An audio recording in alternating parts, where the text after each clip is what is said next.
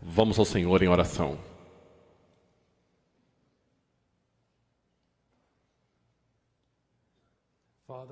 Pai, eu venho até Ti em nome do Teu Filho, Jesus Cristo.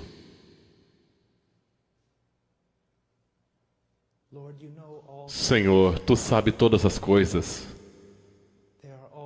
Elas estão diante de Ti como um livro aberto.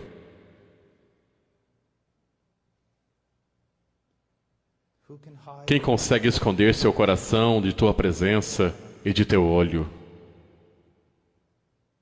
As obras mais espertas dos homens estão expostas à Tua frente. Tua onisciência não conhece limites. E se não fosse pela graça, eu seria de todos os homens o mais apavorado. Mas há graça abundante e gloriosa.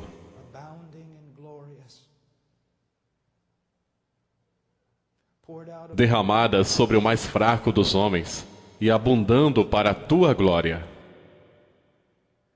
Pai, eu Te louvo e Te adoro e agradeço por tudo que Tu és e tudo o que Tu tens feito.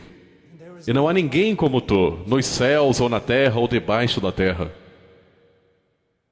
Tu és Rei e não há nenhum outro. Tu és Salvador e não compartilhas esta glória com nenhum outro. Pai, nesta noite, Tu me conheces e sabes da minha grande necessidade de graça.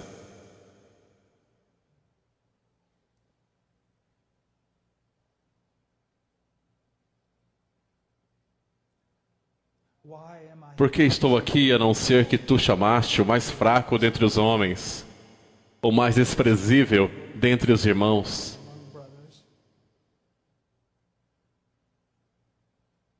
E que, pela Tua graça, muitas vezes o menor ensina ao maior. E esse é sempre o meu caso. E eu Te louvo, eu Te adoro. Pai, ajuda-nos nesta noite. Para o vento com a eloquência. Para o inferno com o intelecto brilhante, Pai. Deixe que a verdade venha, que homens sejam transformados.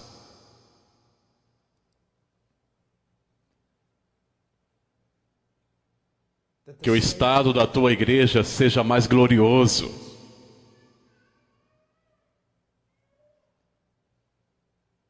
Eu oro por graça sobre graça e misericórdia sobre mim mesmo e sobre os ouvintes que estão presentes aqui.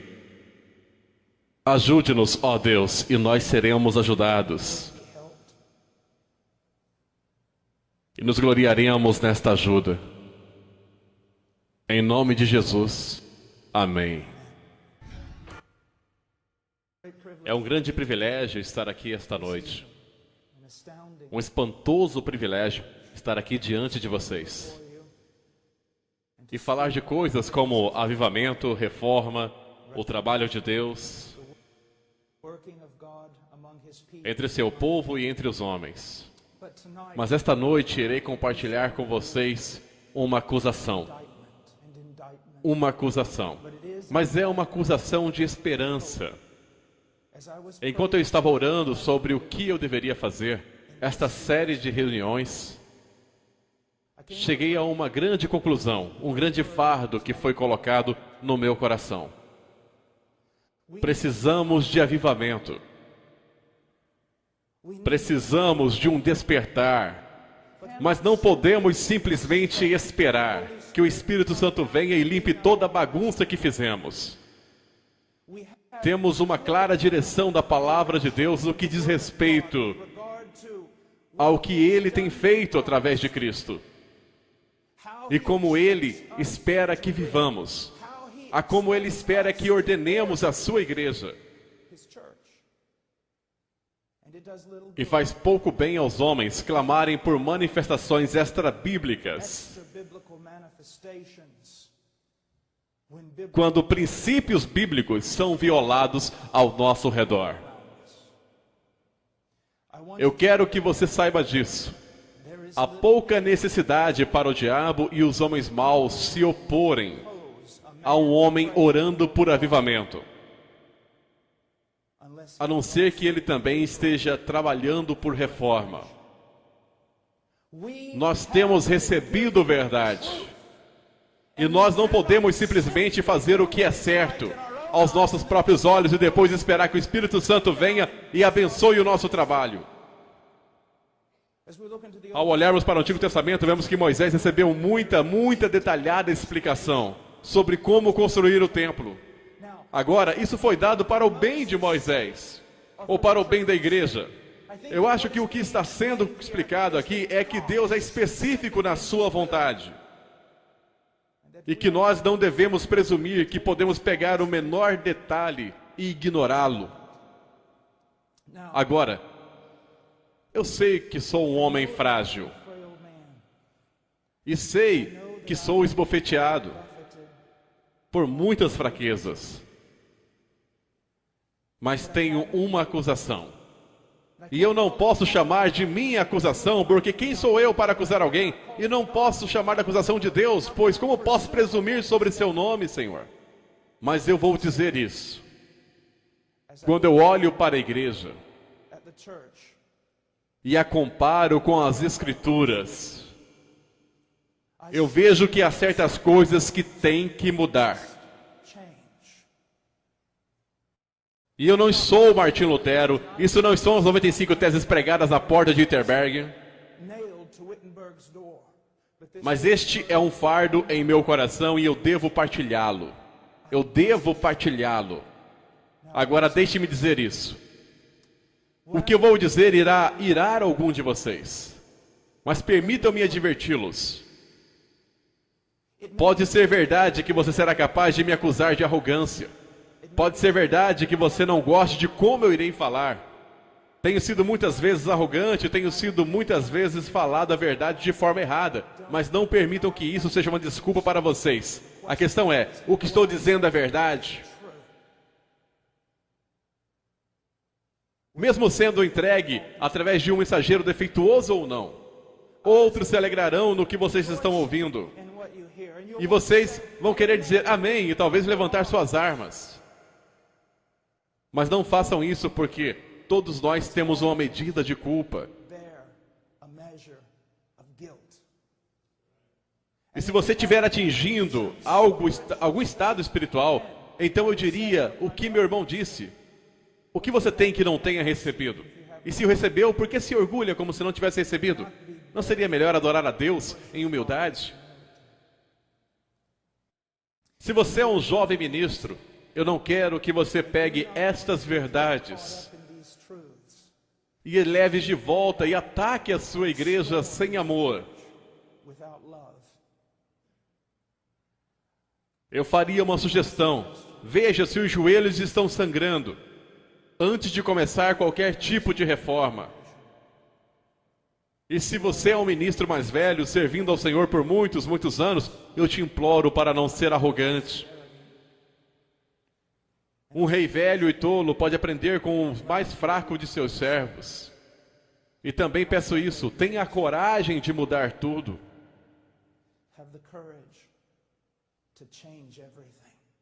Mesmo que seja o último dia de sua vida, pelo menos você pode ir para a glória, sabendo que você tentou fazer uma reforma que era bíblica. E eu vou dizer isso como um aviso aos homens mais velhos. Agora me escutem cuidadosamente. Eu conheço a exortação em 1 Timóteo capítulo 5 sobre a forma como devo me dirigir a vocês. Então irei me dirigir, mas há um grande despertar em curso neste país. E não só neste país, mas na Europa, onde tenho ido. E na América do Sul e em muitos lugares. Estou vendo jovens voltando para a rocha a partir da qual fomos cortados. Eles estão lendo Spurgeon e Whitefield, eles ainda estão ouvindo Ravenhill, Martin Lloyd Jones e Tozer e Wesley. É um grande, enorme movimento, mesmo que a mídia popular e o cristianismo de hoje ainda não tenha descoberto. E o que está acontecendo, eu quero que você saiba que eu nunca teria sonhado há 15 anos que eu veria o despertar que estou vendo. E não é por causa do meu ministério.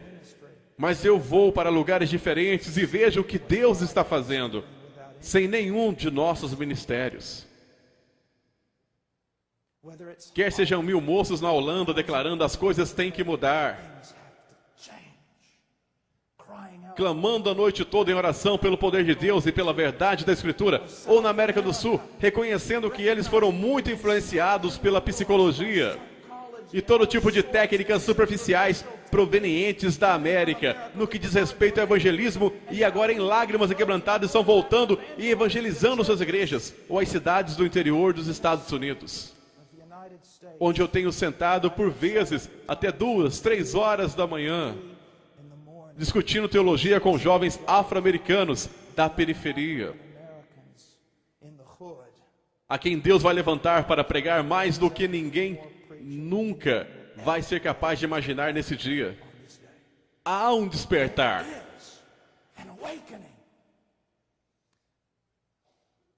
E vou dizer-lhes isso com ternura. A maioria dos homens com mais de 40 anos não tem sequer uma pista sobre isso. Muitos dos jovens que estão voltando aos velhos homens e aos velhos caminhos e a verdade que tem trazido despertar inúmeras vezes deste mundo, a maioria desses jovens são muito jovens.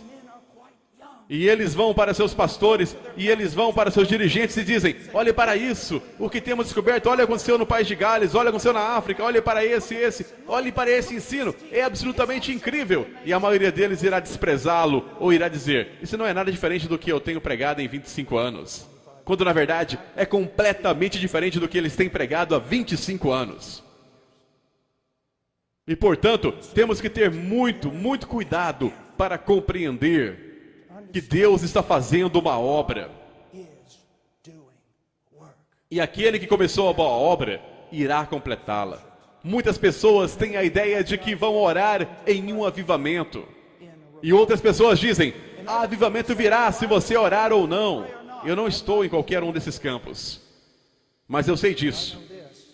Quando eu vejo homens e mulheres e jovens em todo o mundo orando por um despertar, para mim isso é o primeiro fruto do avivamento. E eu posso contar com o fato de que aquele que deu os primeiros frutos trará a colheita inteira. Primeiro de tudo, a primeira acusação, uma negação prática da suficiência das Escrituras.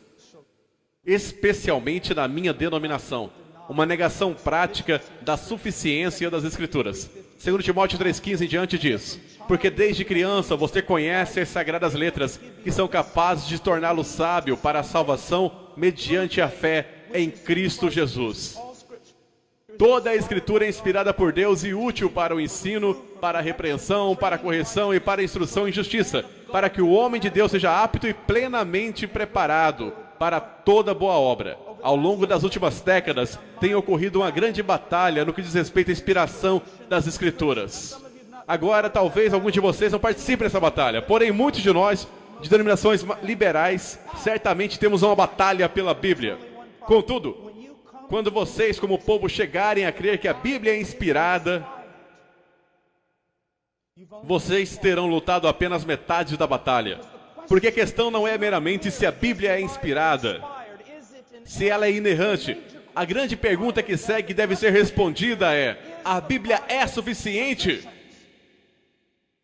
Ou será que temos que trazer todos os chamados estudos das ciências sociais e culturais a fim de saber como funciona uma igreja? Essa é uma questão importante. Ciências sociais, em minha opinião, têm tomado precedência sobre a palavra de Deus de tal forma que a maioria de nós nem consegue perceber. Elas penetram de tal forma em nossa igreja, em nosso evangelismo e em nossa missiologia, que você dificilmente pode chamar o que estamos fazendo de cristão. Psicologia, antropologia, sociologia se tornaram influências primárias na igreja.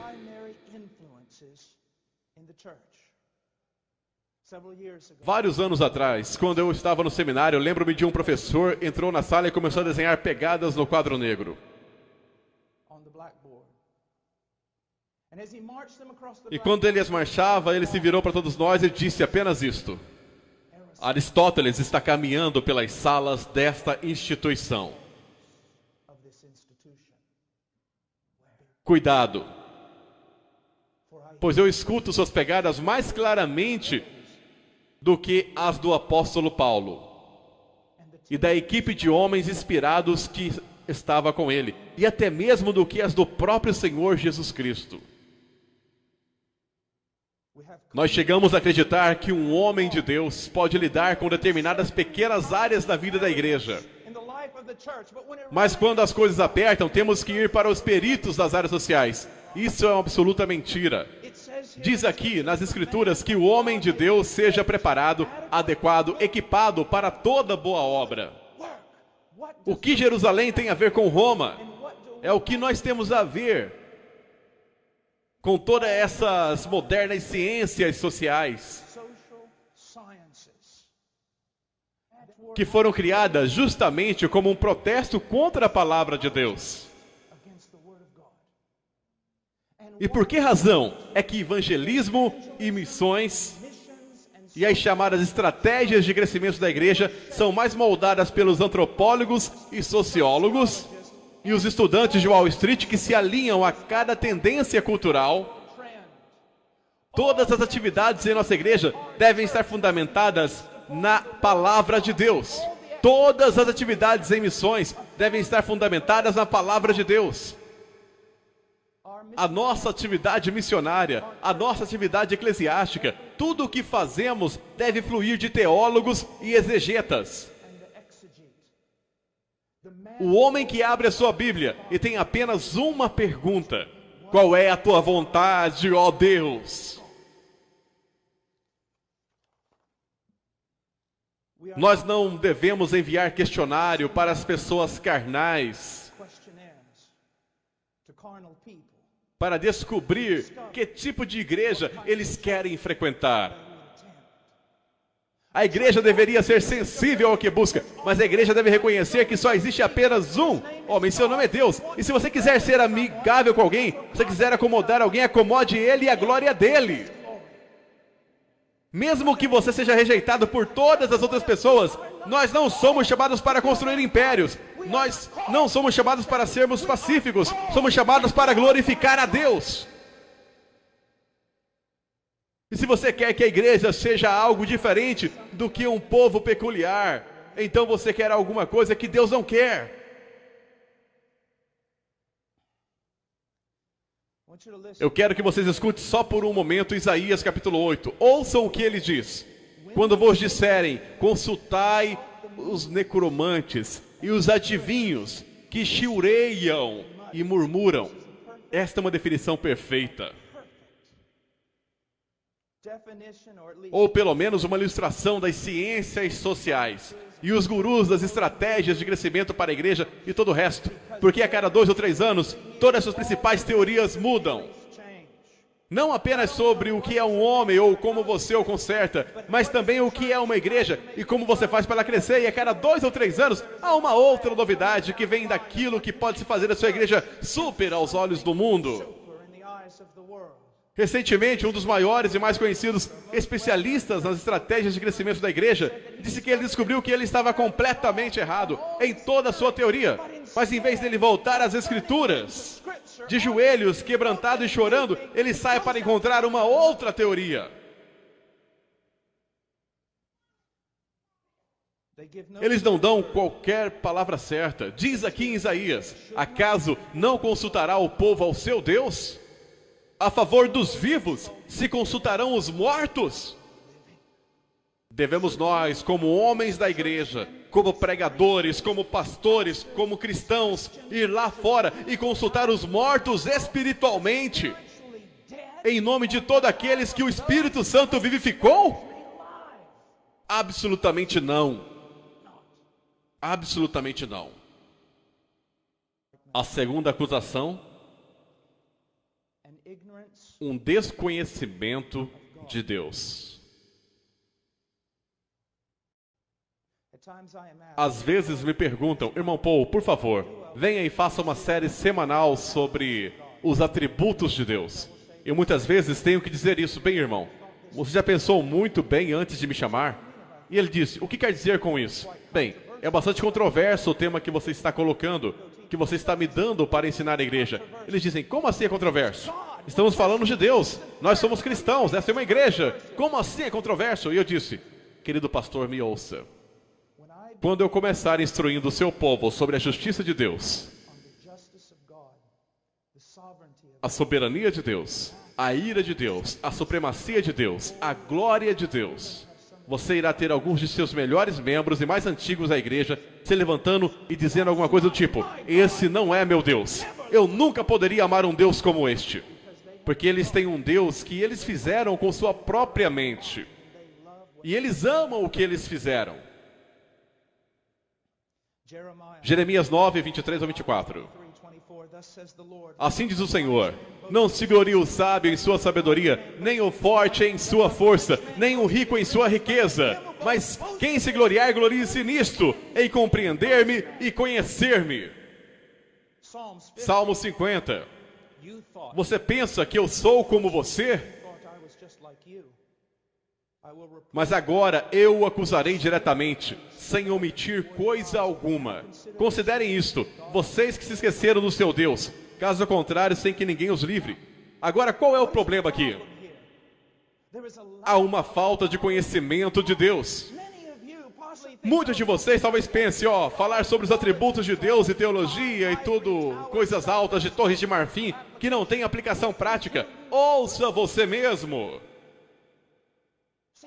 Dizendo que o conhecimento de Deus não tem aplicação prática. Você sabe por que todas as suas livrarias cristãs estão cheias de autoajuda? 5 maneiras de fazer isso, 6 maneiras de ser piedoso e 10 maneiras para não cair? Porque as pessoas não conhecem a Deus. É por isso que elas precisam de toda sorte de pequenos dispositivos triviais da carne para mantê-los andando como ovelhas devem andar. 1 Coríntios 15, 34. Recuperem o bom senso e parem de pecar, pois alguns há que não têm conhecimento de Deus. Digo isso para a vergonha de vocês. Por que há um pecar desenfreado mesmo entre o povo de Deus? A falta de conhecimento de Deus. De Deus. Agora deixe-me fazer-lhe uma pergunta. Quando foi a última vez que você assistiu uma conferência sobre os atributos de Deus? Quando foi a última vez que você, como um pastor, ensinou por todo um ano sobre quem é Deus? Quanto de todo o ensinamento que se passa na América toda a semana tem alguma coisa a ver com quem é Deus? E ainda ficam abismados.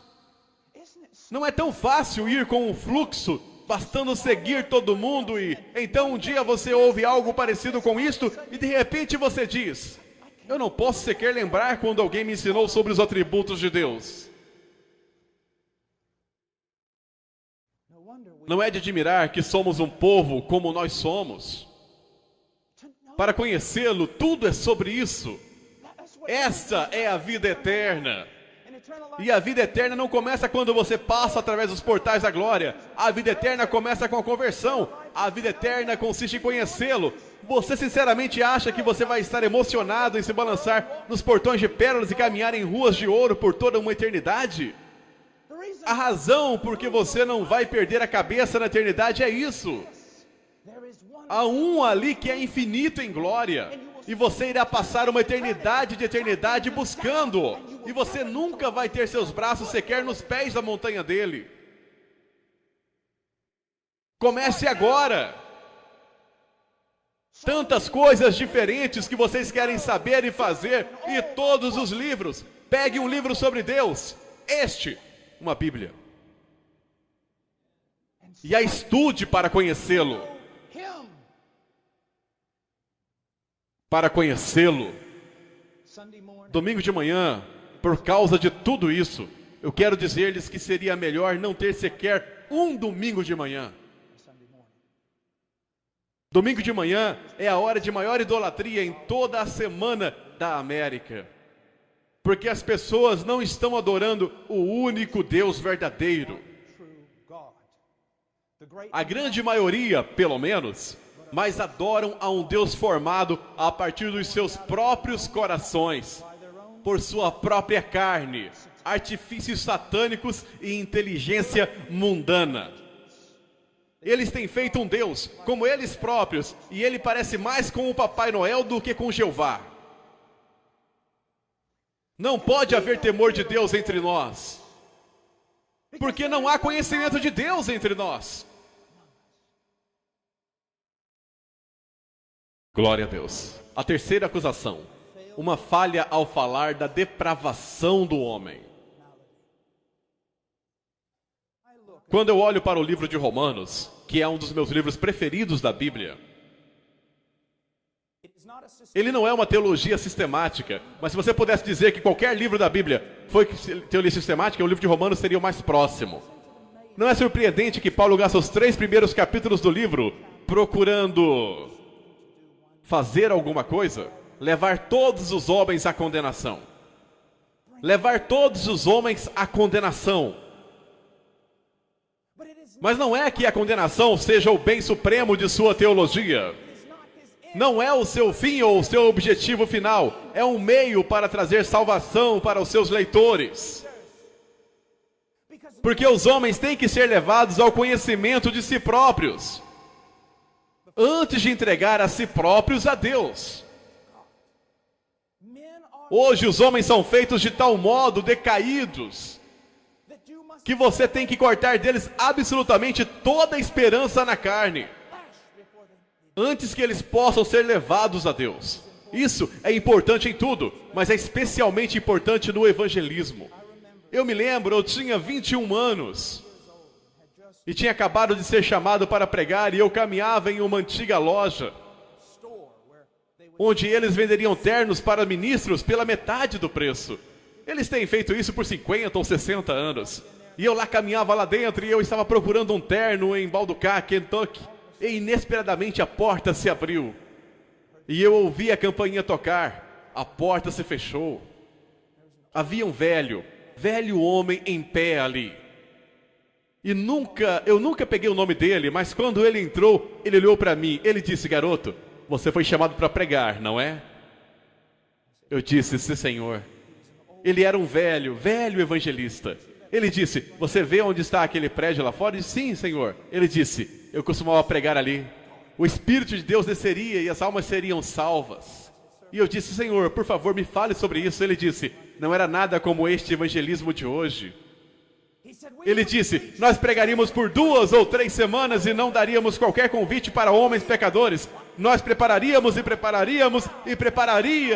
os corações dos homens até que o Espírito de Deus começasse a trabalhar e quebrantar seus corações. E eu disse: senhor, como você sabia quando o Espírito de Deus estava indo para quebrantar seus corações? E ele disse: bem, deixe-me dar-lhe um exemplo.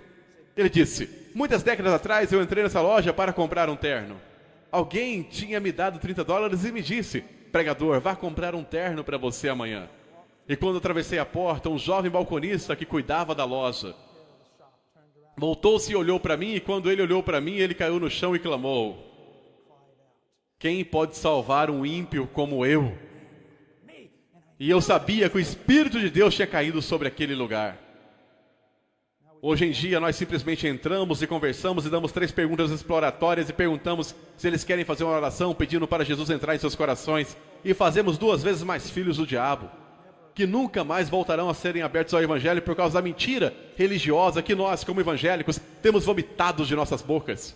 Vou dizer algo que Leonard Ravenhill costumava dizer: agora você entende porque eu prego em vários lugares uma vez, mas essa é a verdade. Quando lidamos com o pecado superficialmente, em primeiro lugar, estamos lutando contra o Espírito Santo. Quando ele vier, convencerá o mundo do pecado.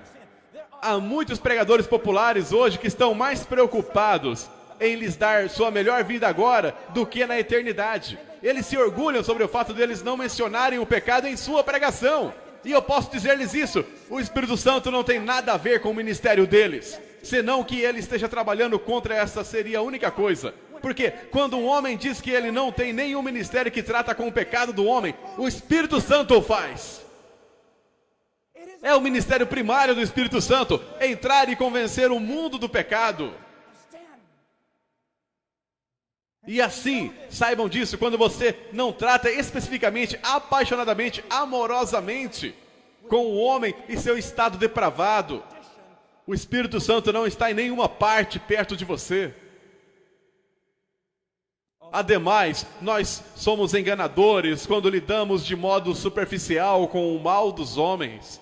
Como pastores dos dias de Jeremias, eles tratam da ferida do meu povo como se não fosse grave. Paz, paz, dizem, quando não há paz alguma.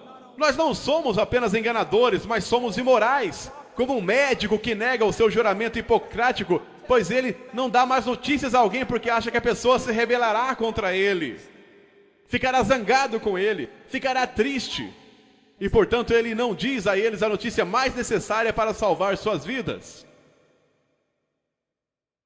Eu ouço os pregadores de hoje, eles dizem, não. Você não entende, irmão Paul. Nós não somos como as pessoas do tempo de John ou Charles Wesley. Nós não somos como a cultura que Whitefield se dirigiu ou Edwards. Nós somos tão robustos como eles são. Nós estamos quebrados. Nossa quarta acusação. Uma ignorância do Evangelho de Jesus Cristo. E eu quero submeter você essa noite a que esse país não é endurecido ao Evangelho. É ignorante do Evangelho, porque a maioria dos seus pastores o é. E deixe-me repetir isso. O problema deste país não são os políticos liberais.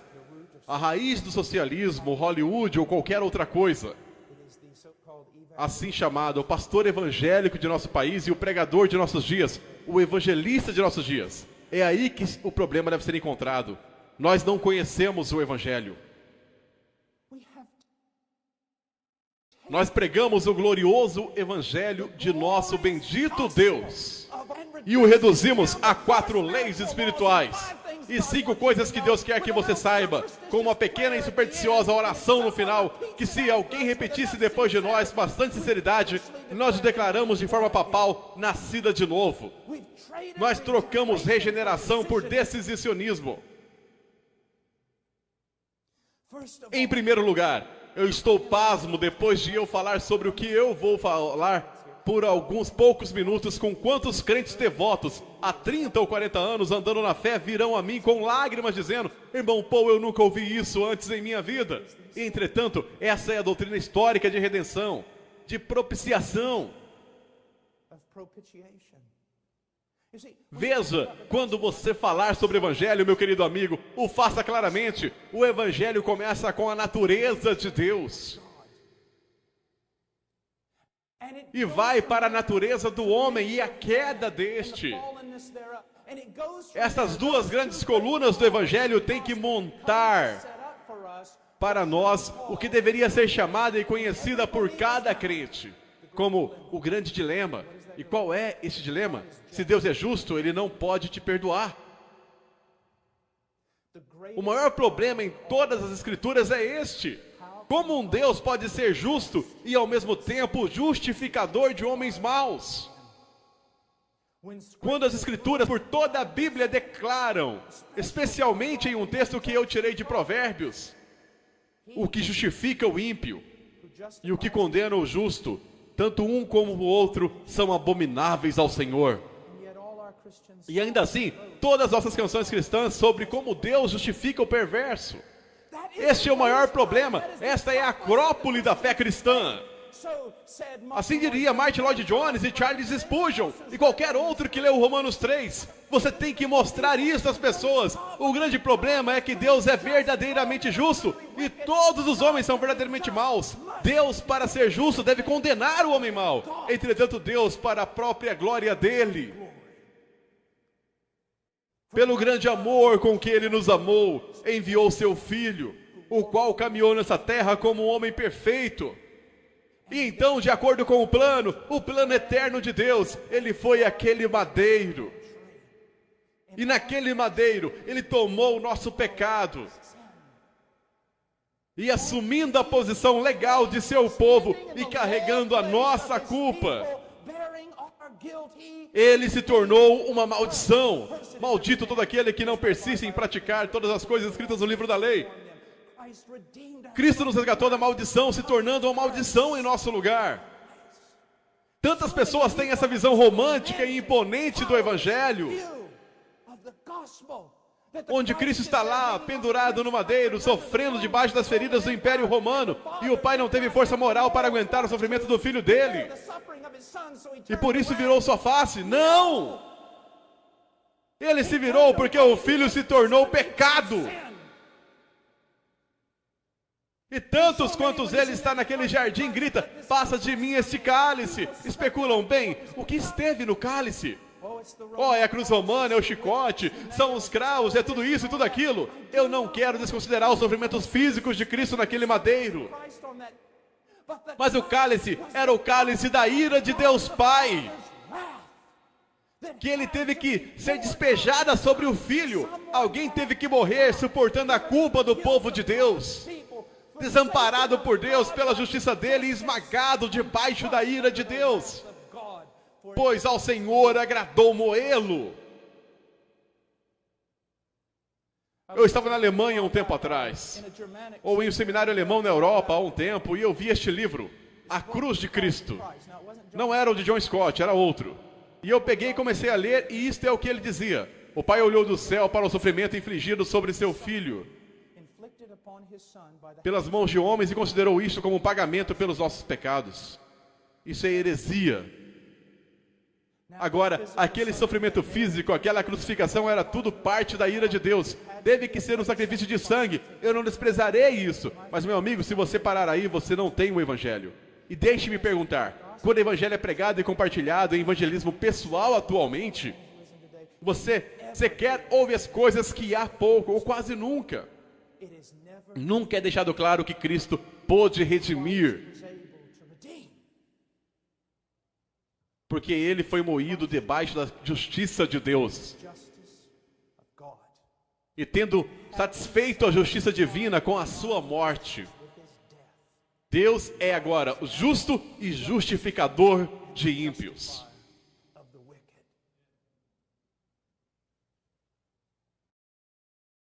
Redução de evangelho. E nós ainda nos perguntamos por que não há nenhum poder nele. Nós nos perguntamos por que, o que aconteceu, e eu irei te falar, quando você deixa de lado o evangelho, e não há mais nenhum poder em sua suposta mensagem do evangelho, você então tem que recorrer a todos aqueles pequenos truques de mercado, que são tão proeminentes usados nos dias de hoje para converter os homens. E nós todos conhecemos a maioria deles. Todos eles não funcionam.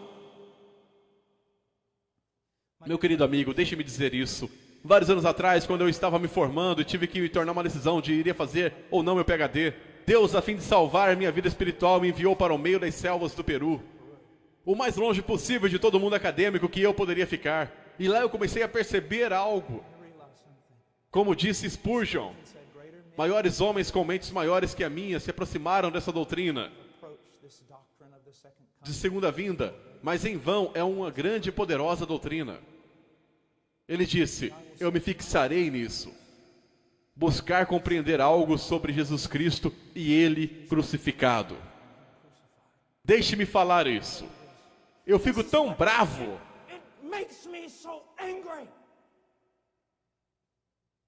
Quando as pessoas tratam o glorioso Evangelho de Cristo como se fosse um primeiro passo para entrar no cristianismo, que só leva aproximadamente 10 minutos de aconselhamento, e então você parte para coisas maiores. Isso mostra como nós somos patéticos em nosso entendimento das coisas de Deus. Meu amigo, no dia da segunda vinda, quando você entenderá absolutamente tudo sobre a segunda vinda, mas você estará em eternidade de eternidade no céu. E você não vai nem mesmo começar a compreender a glória de Deus no Calvário. É tudo sobre isso. Moço, jovem pregador, me escute. Persiga-o naquele madeiro. O que significa? Você não precisará construir fogos estranhos em seu forno. Se você só pegar um relance do que ele fez naquele madeiro. O que ele fez naquele madeiro. Eu amo dizer isso, eu já o disse 1 milhão de vezes. Abraão leva Isaac para cima daquela montanha. O filho dele, o único filho dele, quem ele amou. Você supõe que o Espírito Santo estava tentando para nos falar sobre algo no futuro? E aquele filho não resistiu, mas se entregou. E quando aquele pai rendeu a sua vontade, a vontade de Deus, ele levantou aquele cutelo para perfurar o próprio coração de seu filho. Mas a mão dele foi detida e foi falado ao velho homem que Deus tinha provido um carneiro. Tantos cristãos pensam, que final bonito para aquela história. Não é o fim, é o intervalo. Milhares de anos depois, Deus, o Pai, pôs sua mão sobre seu filho, o único filho dele, quem ele amou. E tirou o cutelo da mão de Abraão. E sacrificou seu filho unigênito sobre a plena força da sua ira. Agora você sabe por que aquele pequeno evangelho que você prega não tem nenhum poder. Porque não é nenhum evangelho. Vá ao evangelho, gaste sua vida em seus joelhos, se afaste dos homens. Estude a cruz. A quinta acusação. Uma ignorância da doutrina da regeneração. Uma ignorância da doutrina da regeneração. Meu prezado amigo, eu vou dizer isso sem rodeios. Sei que há calvinistas aqui, e sei que há arminianos aqui, e sei que há todo tipo de animal estranho entre um extremo e outro. Risos. Mas eu quero que você saiba de uma coisa. Embora eu penda mais para, acho que posso me considerar um spurgeonista de 5 pontos, quero que saiba disto. A questão central não é o calvinismo. Não. Vou ter muitos problemas quando essa mensagem chegar à internet. A questão central não é o calvinismo. Vou dizer qual é a questão central. Regeneração. E é por isso que posso ter comunhão com Wesley, com Ravenhill, com Tozer e com todos os demais, porque independente de como eles se posicionavam, eles criam que a salvação não pode ser manipulada pelo pregador. E que é uma obra extraordinária do poder do Deus Todo-Poderoso. E junto com eles, portanto, eu me posiciono na certeza de que foi uma obra de Deus. Muito maior é a manifestação do poder de Deus na obra regeneradora do Espírito Santo do que na criação do mundo, do universo. Porque ele criou o mundo ex nihilo, do nada. Mas ele recria o homem a partir de uma massa corrompida. E a regeneração encontra correspondência na própria ressurreição de nosso Salvador.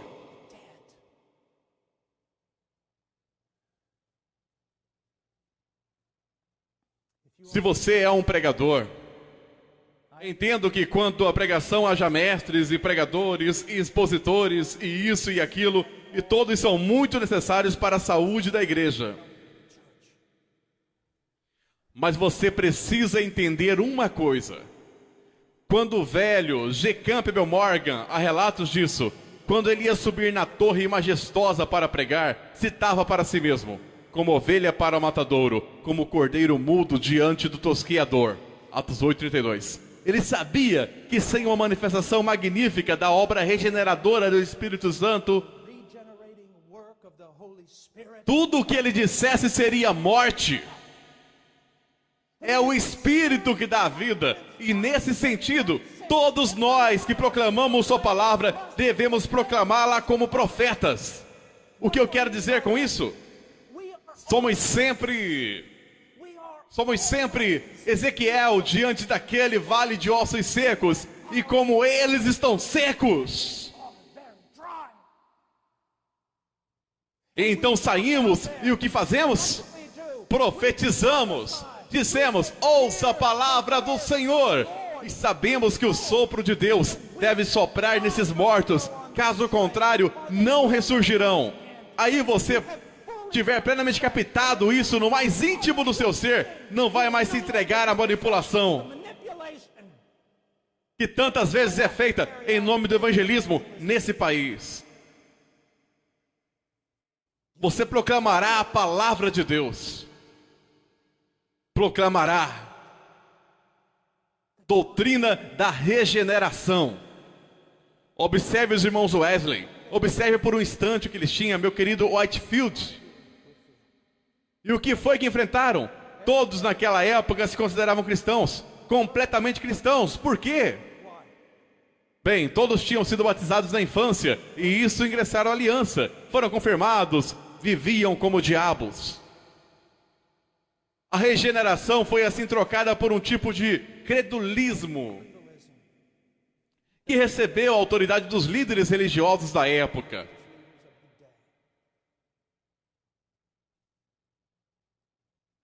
E é aí que chegam os irmãos Wesley. Não está tudo certo, vocês não nasceram de novo, não há nenhuma prova de vida espiritual. Examinem-se, provem a si mesmos para ver se estão na fé. Certifique-se de que o seu chamado e de sua eleição. Você precisa nascer de novo. Aqui nos Estados Unidos, por causa dos últimos anos e das últimas décadas de evangelismo, a ideia de ser nascido de novo foi totalmente perdida. Tudo o que significa é que uma vez numa cruzada você tomou uma decisão e acha que foi com sinceridade. Mas não há nenhuma prova de sua obra sobrenatural, de recriação do Espírito Santo em sua vida. Se alguém, não se alguns, se alguém está em Cristo, nova criatura é. E agora, o mesmo acontece hoje. O que está diante de nós hoje? Eu vou te dizer o que está. Não é, na maioria das vezes, necessariamente a questão do batismo infantil. Não é uma confirmação por uma autoridade eclesiástica da igreja alta. O que está diante de nós é a oração do pecador para aceitar Jesus. Eu estou aqui para te dizer, se há uma coisa contra a qual eu decidi declarar guerra, é essa oração. Você dirá, mas irmão Paulo, sim, da mesma forma, em minha opinião, que o batismo infantil foi o bezerro de ouro da reforma. Hoje, para os batistas e para os evangélicos conservadores e para todos, vou dizer a você que a oração do pecador enviou mais gente para o inferno do que qualquer outra coisa na face da terra. Aí você pergunta, como você pode declarar uma coisa dessas? Abra a Bíblia aqui para mim e me prove. Eu adoraria que você pudesse se levantar e mostrar onde alguém evangelizou dessa forma. As Escrituras não afirmam que Jesus Cristo veio até a nação de Israel e disse: o tempo se cumpriu, o reino está próximo. Agora quem gostaria de me convidar para entrar em seu coração? Eu estou vendo uma mão ali. Não é isso que a Bíblia diz. Jesus disse, arrependam-se e creiam no Evangelho. Ora, os homens de hoje estão confiando no fato de que pelo menos uma única vez na vida fizeram a oração do pecador e então lhe disseram que estavam salvos porque foram suficientemente sinceros. E assim na experiência de salvação deles, você pode se perguntar, você é salvo? Eles não dizem sim, porque estou confiando em Jesus. E porque há provas poderosas que me dão segurança de ter nascido de novo. Não, eles dizem, sim, uma vez em minha vida fiz uma oração. E vivem como diabos. Mas fizeram uma oração.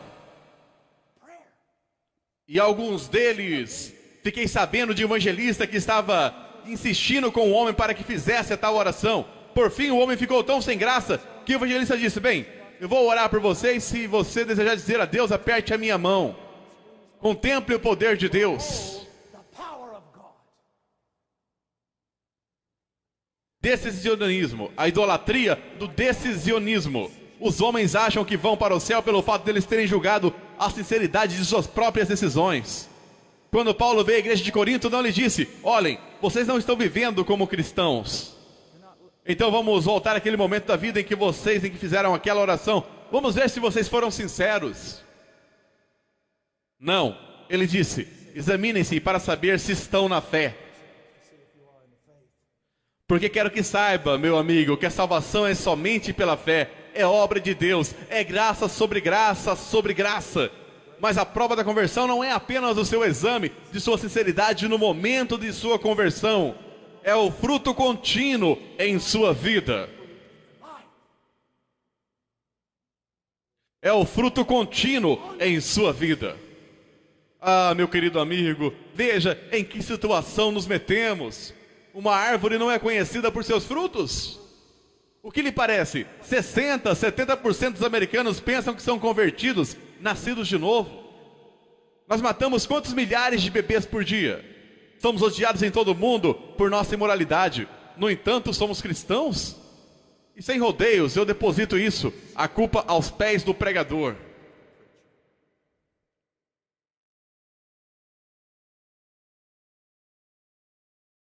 A sexta acusação, um apelo evangelístico sem fundamento bíblico.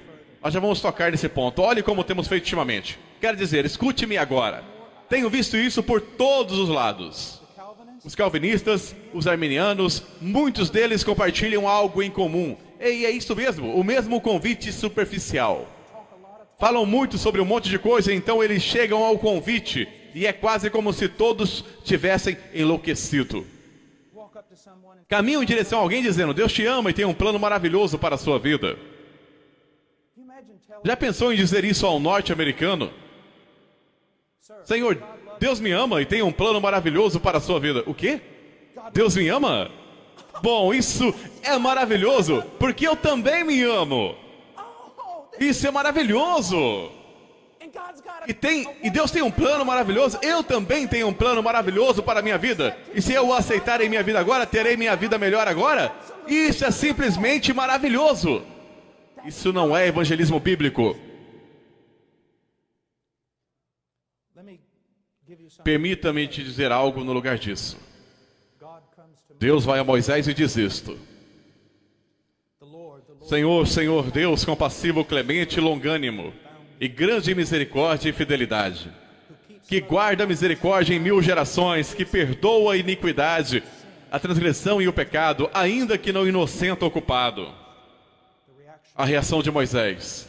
E imediatamente, curvando-se Moisés para a terra, o adorou.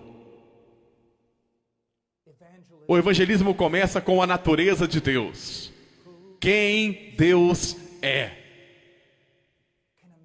Pode um homem reconhecer seu pecado se ele não tem um padrão com o qual se comparar? Se nós dissermos somente coisas triviais sobre Deus, que divirtam a mente carnal dele, será que essa pessoa poderá ser levada a um arrependimento e fé genuínos? Nós não começamos com Deus te ama e tem um plano maravilhoso para a sua vida. Começamos com o conselho completo de quem é Deus. Nós lhe dizemos desde o princípio que isso poderá custar as suas vidas.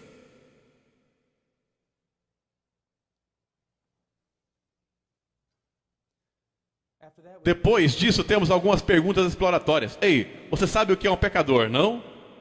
Há alguns anos, minha mãe morreu de câncer. E como se o doutor entrasse e disse, ei, Barbie, você sabe que tem câncer, não é? Nós tratamos o pecado tão superficialmente, sem agravos, nada solene. Senhor, há uma terrível podridão em você e um juízo está vindo. Porque se só dissermos a um homem, Senhor, você sabe o que é um pecador? Vão e perguntem ao diabo se ele sabe o que é um pecador. Bom, sim, eu sou, e muito bom nisso.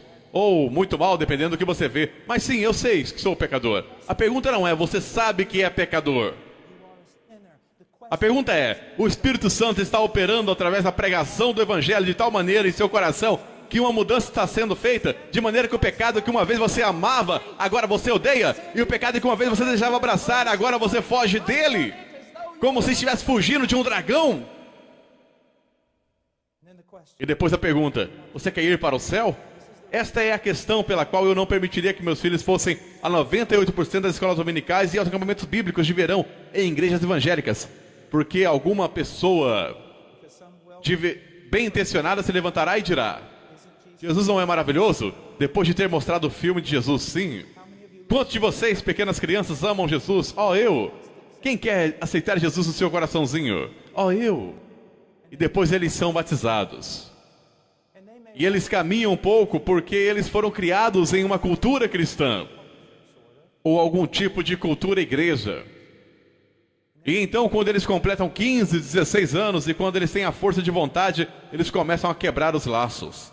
Eles começam a viver em perversidade. Então nós vamos atrás deles dizendo, Vocês são cristãos, vocês só não estão. Parem de se desviar. Ao invés de ir a eles biblicamente e dizer isto, você fez uma profissão de fé em Cristo. Ou professou até no batismo. Mas agora parece que você se afastou dele. Examine-se, prove-se. Há pouca evidência de uma conversão verdadeira em você. E então, quando eles têm 24, 25 anos, depois da universidade, talvez 30, eles voltam à igreja e eles dedicam suas vidas e se unem ao grupo com essa moralidade pseudo-cristã que caracteriza os igrejeiros da América. E ao final eles escutam isso. Nunca vos conheci, apartai-vos de mim os que praticais a iniquidade. Você diz, irmão Paul, você está tão nervoso, não tem o direito de estar? Alguém deve estar clamando por avivamento. Mas nós temos nossas fundações eretas. Que avivamento viesse, endireitasse nossas fundações. Mas não deveríamos, enquanto temos os olhos e ouvidos abertos e temos a palavra na nossa frente, corrigir essas coisas. Você gostaria de ir para o céu? Meus queridos amigos, todos querem ir para o céu. Eles só não querem que Deus esteja lá quando chegarem. A pergunta não é se você quer ir ao céu. A pergunta é, você quer a Deus? Você tem deixado de ser um inimigo de Deus? Cristo tem se tornado precioso para você? Você o deseja? É disso que se trata. A teoria política, meus queridos amigos, todos desejam ir para o céu. Mas os homens são inimigos de Deus. Então a pergunta não é se você quer ir a um lugar especial aonde não sofrerá. A pergunta é, você o quer? Cristo se tornou precioso para você?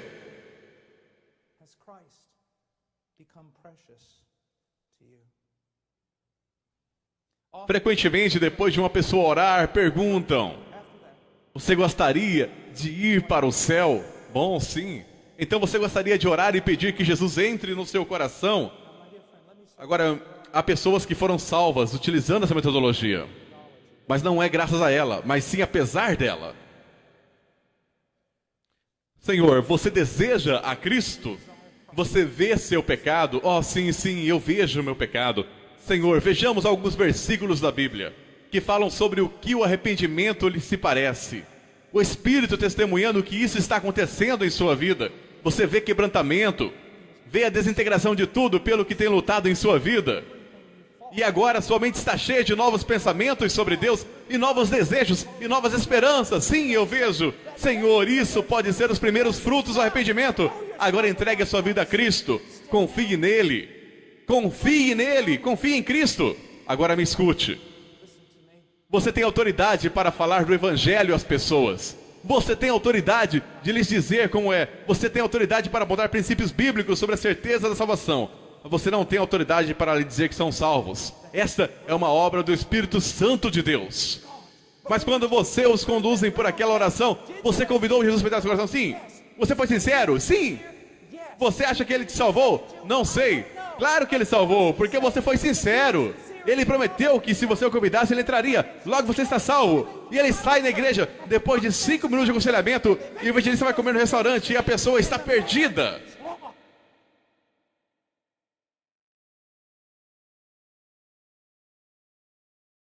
Um apelo evangelístico sem fundamento bíblico. Se alguma vez duvidaram de sua salvação, aqui vamos de novo. Se alguma vez eles duvidaram de sua salvação, houve algum momento em que você orou e pediu para Jesus entrar em seu coração? Sim. Você foi sincero? Acho que sim. O diabo está lhe incomodando? E se eles vivem sem crescimento, mesmo no contexto de uma igreja sem crescimento, em carnalidade contínua, sem problema, nós colocamos a culpa na falta de discipulado pessoal e resolvemos a doutrina do cristão carnal. A doutrina do cristão carnal tem destruído mais vidas e enviado mais gente ao inferno. Os cristãos lutam contra o pecado? Sim. Pode um cristão cair em pecado? Absolutamente. Pode um cristão viver em pecado contínuo de carnalidade? Todos os dias da sua vida são carregados de frutos e verdadeiramente cristão? Absolutamente não. Senão cada promessa no Velho Testamento referente à Nova Aliança falhou. E tudo que Deus disse sobre disciplina em Hebreus é uma mentira. Uma árvore é conhecida por seus frutos. Quando trabalhamos com homens sobre conversão, tenho visto pregadores que entendem muito sobre as coisas de Deus. Mas quando eles descem, mesmo depois de uma apresentação exemplar do Evangelho, eles entram novamente nessa metodologia. Deixe-me lhe dar uma história e depois iremos à próxima acusação. Mas é uma história que é um dos momentos mais preciosos da minha vida como cristão. Eu estava pregando no Canadá, na verdade, eles me disseram que estava a 30 quilômetros do Alasca. Havia mais ursos pardos na cidade do que pessoas. Sério.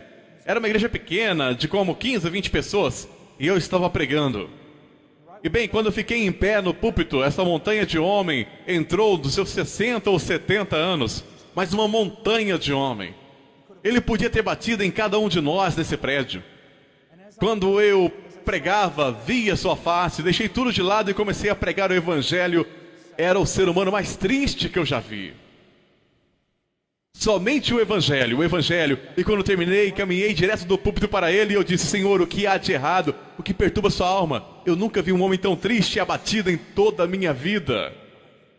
E ele tirou o envelope e tinha alguns raios-x, os quais eu não pude entender. Mas ele disse: acabo de vir do médico, vou morrer em 3 semanas.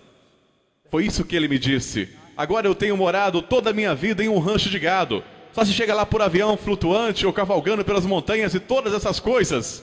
Ele disse: nunca estive em uma igreja, nunca li a Bíblia. Acredito que há um Deus e que uma vez escutei sobre um cara chamado Jesus.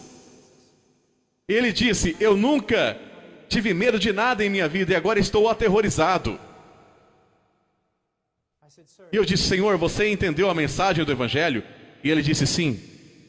Agora, o que faria a grande maioria dos pregadores naquele momento?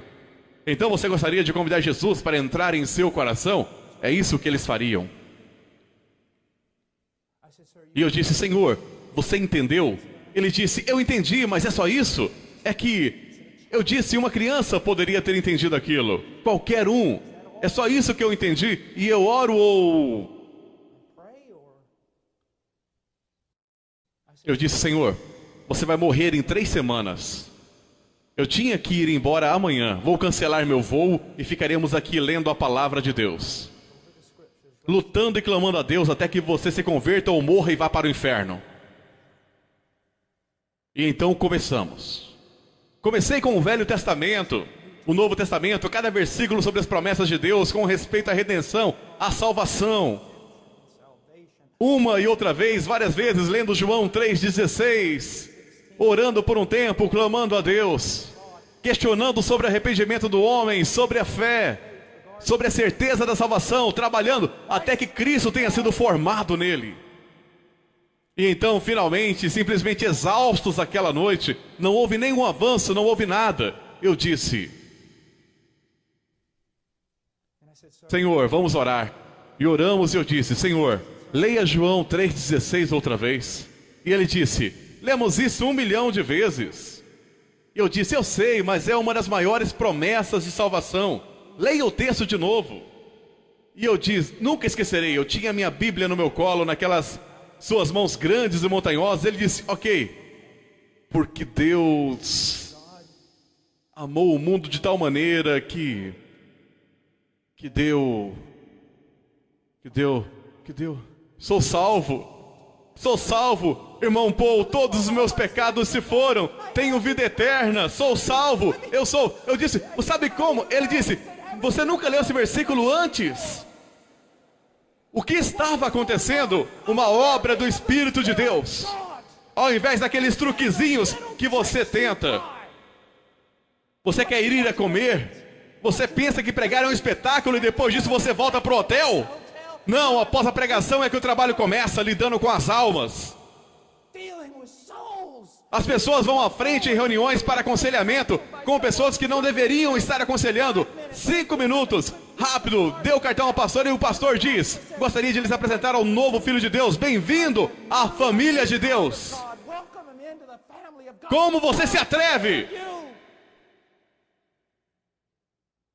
Se você vai apresentá-lo, diga isso. Este homem essa noite fez uma profissão de fé em Jesus Cristo. E por causa do nosso temor de Deus e nosso amor pelas almas dos homens, Nós agora iremos trabalhar para ter certeza que Cristo tem realmente sido formado nele. Que ele verdadeiramente tem um entendimento bíblico sobre arrependimento e fé. E grande certeza e gozo no Espírito Santo. É isso que nós vamos fazer. Olha o que nós fizemos. Suplico-te, olha o que estamos fazendo.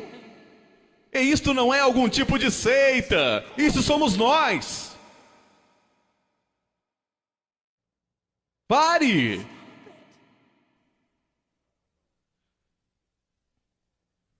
Pare!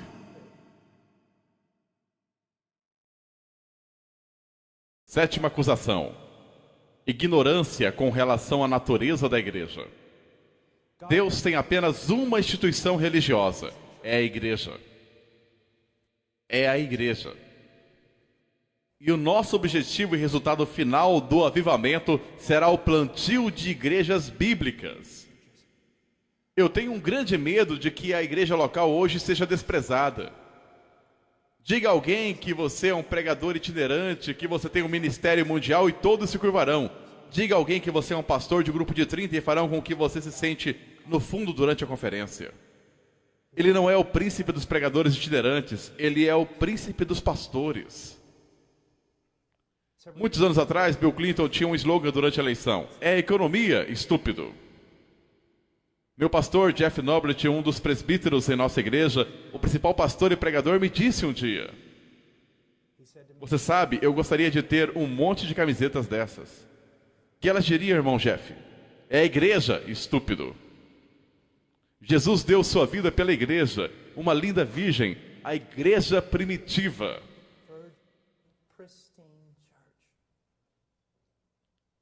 Se você quer dar a sua vida por algo no ministério, dê à igreja, a uma igreja, a um corpo de crentes, a uma congregação local. Isso é a igreja.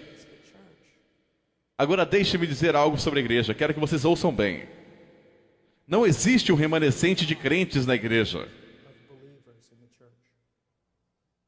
Todos nós sabemos sobre a teologia. Você sabe que até o curso de Israel, havia em Israel o povo de Deus e o remanescente de verdadeiros crentes. Esse não é o caso da igreja. Não há um remanescente de crentes, ou um pequeno grupo de crentes dentro de um grande grupo chamado igreja. A igreja é o remanescente. E eu quero dizer isso. Se pastores chegaram próximos de blasfemar, é com relação a isso. Eu ouço teólogos, professores itinerantes, pastores, uns e outros dizendo esse tipo de coisa. Há tanto pecado dentro da igreja quanto fora dela. Há tanto divórcio na igreja quanto fora dela. Há tanta imoralidade e pornografia na igreja quanto fora dela. E então pregadores dizem, sim, a igreja está agindo como uma prostituta. Eu quero que você saiba isso. Você deve ter muito cuidado ao chamar a noiva de Jesus Cristo de prostituta. E vou lhe dizer qual é o problema. Pastores e pregadores não sabem o que é a igreja. Eu quero que vocês saibam que a igreja de Jesus Cristo da América hoje é linda. Ela é frágil às vezes, ela é fraca, ela é esbofeteada, ela não é perfeita, mas eu quero que você saiba que ela é quebrantada. Ela está andando humildemente com o seu Deus. O seu problema é que você não consegue saber o que é a igreja. Hoje, por causa da falta de pregação bíblica, a tão chamada igreja está cheia de pessoas carnais e ímpias que se identificam com o cristianismo.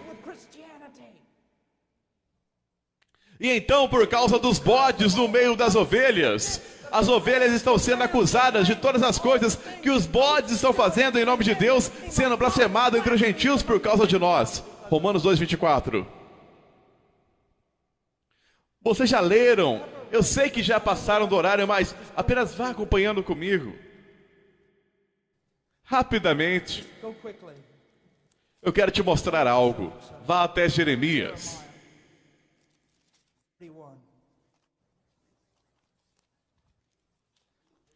Jeremias 31. 31, Jeremias. Eis que os dias vêm, diz o Senhor, em que farei uma nova aliança com a casa de Israel e com a casa de Judá. Agora eu não quero tirar nada do povo chamado Israel. Mas esse texto também é aplicado à igreja, entenda isso. Eu não quero entrar em batalhas na escatologia, mas na Bíblia, no Novo Testamento, no livro de Hebreus, é aplicado ao povo de Deus. não conforme a aliança que fiz com seus pais no dia em que os tomei pela mão para os tirar da terra do Egito. Eu ouço pregadores dizendo todo o tempo: bem, quando você olhar para trás, vê Israel, você vê um monte de ímpios e idólatras, e no meio deles havia um pequeno remanescente de verdadeiros crentes. Isso é verdade, mas não aplique isso à igreja do Novo Testamento. Porque ele diz: eu irei fazer algo diferente, não como a aliança que eu fiz com os pais deles, no dia em que eu os tirei da minha mão da terra do Egito. Minha aliança, embora eu tenha sido um marido para eles, mas esta é a aliança que farei com a casa de Israel depois desses dias, declara o Senhor. Eu colocarei a minha lei dentro deles. Ele não apenas lhe deu, se você é convertido, ele não apenas lhe deu uma lei numa tábua de pedra. Ele tem sobrenaturalmente, através da doutrina da regeneração, escrito estas leis no seu coração.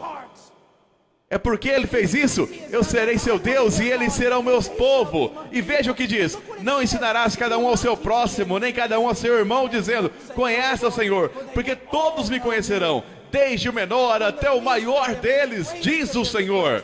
Pois perdoarei as suas iniquidades e dos seus pecados jamais me lembrarei. Novamente, a doutrina da regeneração. Deus está fazendo algo novo nesses últimos 2000 anos. Nós não temos muitas igrejas na América. Temos um monte de prédios de tijolo realmente bonitos, com gramados finamente podados.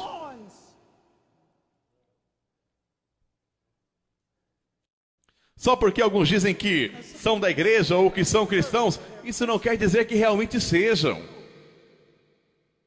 Veja o que diz. Eles não terão que ensinar um ao outro. Isso não quer dizer que você não haverá pastores e mestres, mas haverá um proeminente conhecimento de Deus entre eles, particularmente com relação aos seus pecados terem sido perdoados. Veja rapidamente o capítulo 32, verso 38. Eles serão meu povo e eu serei seu Deus. Ele não diz: eu espero que sim, talvez, se eu der sorte, se eu conseguir evangelismo suficiente para trabalhar para mim, talvez isso dê certo. Ele diz: eu vou trazer um povo a mim, um povo pelo qual entregarei meu filho. E ele diz: eles serão meu povo e eu serei seu Deus. Veja isso: eu lhes darei um coração, um só caminho. Agora não fique bravo comigo, mais do que você já está, pelo menos. Mas me ouça, nos anos 70 e 80, todas as marchas para Jesus, todos lamentando e chorando. A igreja está tão dividida, a igreja não é uma. Meu querido amigo, deixe-me dizer isso. Se a igreja não é uma, então há uma oração que Deus, o Pai, não respondeu para seu filho. E a promessa da nova aliança falhou. Então eu quero redirecionar você um pouco. Eu quero lhe submeter que a igreja é uma. Ela sempre foi uma. Você já se sentou no avião, ou talvez encontrou alguém com quem você conhecia no supermercado, e você sendo batista ou menonita, ou qualquer coisa, mas verdadeiramente evangélico, verdadeiramente cristão, você fala com ele não mais que poucos minutos e você descobre: ele é um crente. É um que está vivo. E naquele momento você daria a sua vida por ele. Você daria a sua vida por ele. Eu me lembro uma vez, nós estávamos no departamento Amazonas do Peru, foi no tempo do Sendero Luminoso, e estava acontecendo uma guerra civil lá. Nós viajamos 22 horas no caminhão que carregava grãos, e mais ou menos meia-noite nós tiramos a lona, e o caminhão parou e nós pulamos na selva. Nós passamos a noite bem na margem da selva e fizemos caminho para certo lugar. E na metade do caminho nós nos perdemos, e no dia seguinte então nós oramos, eu e meu querido amigo Paco, estávamos orando: ó Deus, nos dê uma direção, estamos perdidos. Se formos encontrados aqui, os terroristas dominam esse lugar, nem os militares entrariam aqui. Nós clamamos: ó Deus, nos dê uma direção. Nós ouvimos um sino, e então ouvimos alguém falando. No começo achávamos que era uma conversa estranha. Então percebemos que era um garotinho vindo do campo, com seu burro, e ele estava falando com seu burro.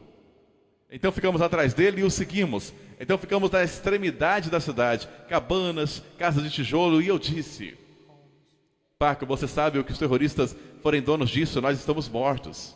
Sim, mas nós chegamos a algum lugar. Então nós descemos, fomos até um homem que estava bêbado no escuro e dissemos: Há irmãos por aqui? Porque todo mundo sabe o que isso significa nas montanhas. Significa um cristão verdadeiro. Então ele disse, aquela senhora bem ali. Então eu fui até lá. Era uma velha mulher nazarena. E eu bati na porta. E eu disse, sou um pastor evangélico, por favor, me ajude. Aquela senhora saiu com uma lanterna, ela me agarrou, puxou-me para dentro, ela agarrou a paca e nos levou para baixo. Sua casa ficava em um tipo de precipício no meio da lama, e nos levou para o porão onde havia alguns fenos e galinhas e outras coisas, e ela nos fez sentar lá e ela aqueceu. Então chamou um garotinho, veio, e ela disse, vai chamar os outros irmãos, e eles começaram a trazer galinhas e yuca e tudo mais, arriscando suas vidas. Por quê? Porque somos um. Pare de dizer todas essas tolices que você está dizendo, que o corpo de Cristo está dividido, e que é uma bagunça, que está cheio de pecado. Eu não falaria da noiva de Cristo dessa maneira se eu fosse você. O que você tem é um monte de bodes e joio no meio das ovelhas. E porque muito pouca disciplina bíblica é compassiva, é praticada na igreja, elas vivem entre as ovelhas, eles se alimentam dessas ovelhas e as destroem. E aqueles entre vocês que são líderes na igreja vão pagar um alto preço quando você estiver diante daquele que as ama, porque você não teve coragem suficiente para se levantar e confrontar o ímpio. A propósito, me escute. O cenário médio na América do Norte, no que diz respeito às igrejas em geral, e eu não quero entrar nos prós e contras disso, mas eis o que acontece.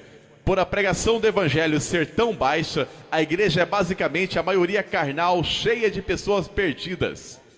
E por ser uma democracia, eles em geral são os que governam a direção da igreja. E por o pastor não querer perder o grande número de pessoas, e por ele ter ideias erradas quanto ao evangelismo e a verdadeira conversão, ele atende aos ímpios em sua igreja, e seu pequeno grupo de verdadeiras ovelhas que pertencem a Jesus Cristo está sentado no meio de todo o teatro, no meio de todo o mundanismo, no meio de todo o entretenimento que está acontecendo. Nós queremos apenas adorar Jesus e queremos apenas que alguém nos ensine a Bíblia, e pastores vão pagar por isso. Isso é verdade. Isso é verdade. Você está dizendo, você está nervoso, meus queridos amigos, vocês sabem o quanto me custa dizer isso? Isso é verdade. Tentando manter juntos um bando de ímpios, enquanto um pequeno rebanho no meio deles está morrendo de fome. E fazendo com que eles vão à direção que eles não querem ir com a maioria dos carnais. Escute-me. Se a minha esposa estivesse no Walmart, tarde da noite, e você estivesse passando por lá e você tivesse visto 2 homens que estavam abusando dela, 3, 4, 5, 10 homens estivessem abusando dela e machucando-a, e você abaixasse a cabeça em nome da autopreservação, e você passasse de lado, eu quero te dizer algo, amigo. Eu não vou apenas atrás daqueles 10 homens, eu também vou atrás de você. É a noiva de Cristo e ela é preciosa para Ele. Vai custar-lhe servir Jesus. Poderá custar a sua igreja, a sua reputação, a sua denominação, absolutamente tudo. Mas a noiva de Jesus Cristo é digna.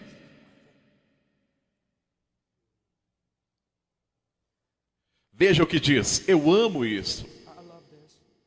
Veja 39, e lhes darei um mesmo coração e um só caminho. E o que é esse caminho? É Cristo e é santidade. Todo verdadeiro crente que eu já encontrei falou muito de Cristo e tinha um desejo de ser mais santos do que já eram, mais conformados a Cristo. Veja, e lhes darei o mesmo coração, um só caminho, para que temam todos os dias, para o seu bem e o bem de seus filhos depois deles. Que grande texto é esse! Mas vamos agora. E farei com eles uma aliança eterna, de não me desviar, de fazer-lhes o bem. Agora, nós apenas lemos isso e muitas pessoas que são ímpias, que são perdidas, apenas vão à igreja no domingo, elas ouvem este verso e dizem, sim, Deus fez uma aliança eterna comigo, Ele nunca se apartará de mim, nunca, nunca, e estou seguro por causa da graça de Deus. Mas eles falham em ler a segunda parte. E veja o que diz: e farei com eles uma aliança eterna de que não se desviar de fazer-lhes o bem. E porei o meu temor nos seus corações, para que nunca se apartem de mim. Evidência de que Deus fez uma aliança eterna com você, Senhor, é que Ele colocou o temor de Deus em você, para que você não se aparte dEle. Se você se apartar dEle e Ele não te disciplinar, e você continuar se apartando dEle, esta é uma evidência que Ele não colocou o temor dEle em você. Você não foi regenerado, então você não tem aliança com Deus alguma. Isso é a verdade. A oitava acusação, e vamos nos apressar nisso. Sei que isso é um mal entendido hoje, então vou defini-la. Uma falta de amorosa e misericordiosa disciplina eclesiástica. A maioria dos pastores evangélicos atualmente na América devem pegar Mateus 18 e arrancá-los das suas Bíblias. Você não pode fazer isso. Senhor, você tem que ficar com tudo. Muitos pastores, sua teologia fica para trás quando eles saem do seu escritório, do seu local de estudo. Eles são teológicos nas conversas, são teológicos nos seus escritórios, mas quando saem, eles administram a igreja por métodos carnais. E eu não sou um ancião na minha igreja e não estou lá há muito tempo, então posso dizer isso sem me gabar. Ela pratica disciplina eclesiástica. É uma igreja bem grande, cerca de 1000 pessoas. E eles estimaram ter salvo 30 casamentos nos últimos anos. Através de amorosa e compassiva disciplina eclesiástica, que não começa com excomunhão. Começa com vós que sois espirituais. Nós dizemos, eu sou tão amoroso, nós não podemos praticar disciplina, somos amorosos. Você é mais amoroso do que Jesus? Ele é quem ordenou isso. Sim, mas vai causar tantos problemas? Sim, vai. Talvez seja por isso que há muitos problemas entre a igreja e a cultura hoje. Porque não estamos confrontando a cultura. E não confrontamos a cultura simplesmente saindo e fazendo protesto para Hollywood. Nós confrontamos a cultura obedecendo a Deus. Noé construiu a arca e condenou o mundo. Você não precisa ter a faixa de protesto, só ande em obediência e o mundo irá te odiar. Meu querido amigo, ora, se teu irmão pecar contra ti, vai e repreende-o. Entre ti e ele, se te ouvirtes, ganhaste a teu irmão. Que coisa maravilhosa. Mas se não te ouvir, leva ainda consigo 1 ou 2, para que pela boca de 2 ou 3 testemunhas, toda palavra seja confirmada. Não que esses caras estejam do seu lado, eles não vão ouvir e julgar. Talvez teu irmão não esteja em pecado, talvez você seja crítico demais e legalista. Ouça, e se não os escutar, diz eu à igreja, e se também não escutar a igreja, considera-o como um gentil e publicano. Meu querido amigo, eu creio que precisamos ouvir isso. Podemos começar obedecendo a Deus e nos disciplinando. Ou podemos deixar que Deus o faça por nós. E talvez a hora venha e é chegada em que isso vai acontecer.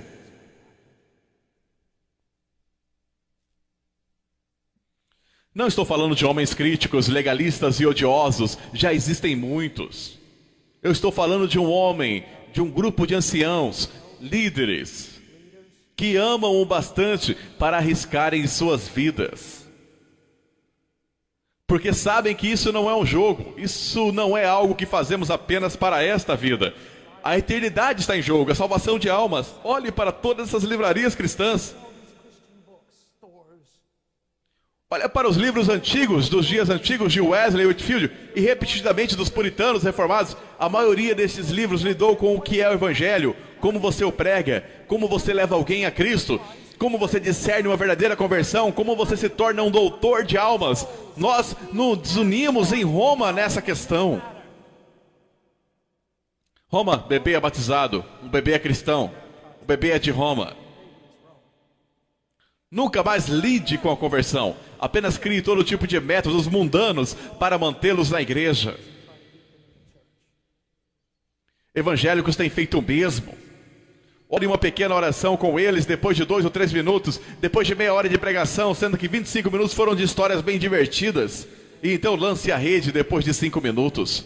Aconselhe-os um pouco e então os declare salvos e passe o resto dos dias discipulando-os e imaginando por que eles não crescem. Quero lhe dizer, eu creio em um discipulado pessoal 1 a 1. Mas, meu querido amigo, a igreja se deu bem por 1000 anos ou mais sem ele. Sem aquilo que conhecemos como discipulado pessoal, com todos os livros e coisas diferentes. Quero que você pense nisso. O discipulado pessoal de 1 a 1 se tornou gigante no final dos anos 70 e até hoje. Qual era o clamor? Estão saindo tantas pessoas pela porta dos fundos quando estão entrando da frente. E a razão disso é que não estamos discipulando as pessoas. Não, isso está acontecendo porque as pessoas não estão sendo convertidas. Porque suas ovelhas, elas ouvem a sua voz e o seguem. Agora nós devemos discipulá-los, mas não é por isso. Saíram de nós, mas não eram de nós. E eles tiveram pouca chance de ser como nós. E ninguém jamais lidou com suas almas. Então nós gastamos uma fortuna discipulando cabras, esperando que se tornem ovelhas.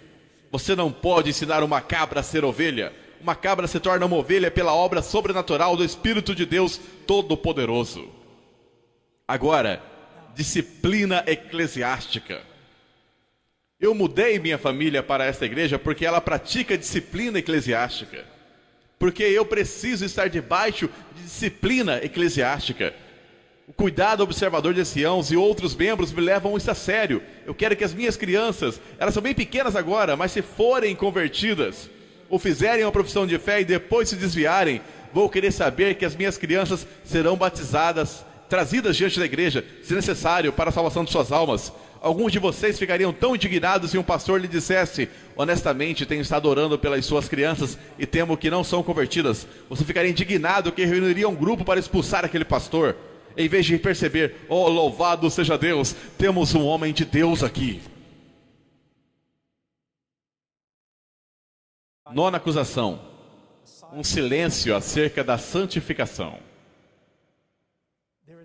A falta de ensino sério sobre santidade. Meu caro amigo, com o ensino genérico sobre santidade, todo mundo concorda. Vamos ser santos, nós precisamos ser mais santos. Vamos ter uma conferência sobre santidade, mas quando você é específico sobre o que isso significa, é aí que tudo fica tumultuado. Busque paz com todos os homens, o escritor de Hebreus nos diz, e santificação sem a qual ninguém verá o Senhor. Alguém acredita nisso? Você diz: irmão Paul, eu tenho sido culpado tão frequentemente por ensinar a salvação. Escute-me novamente. Isso remete à regeneração e à providência de Deus.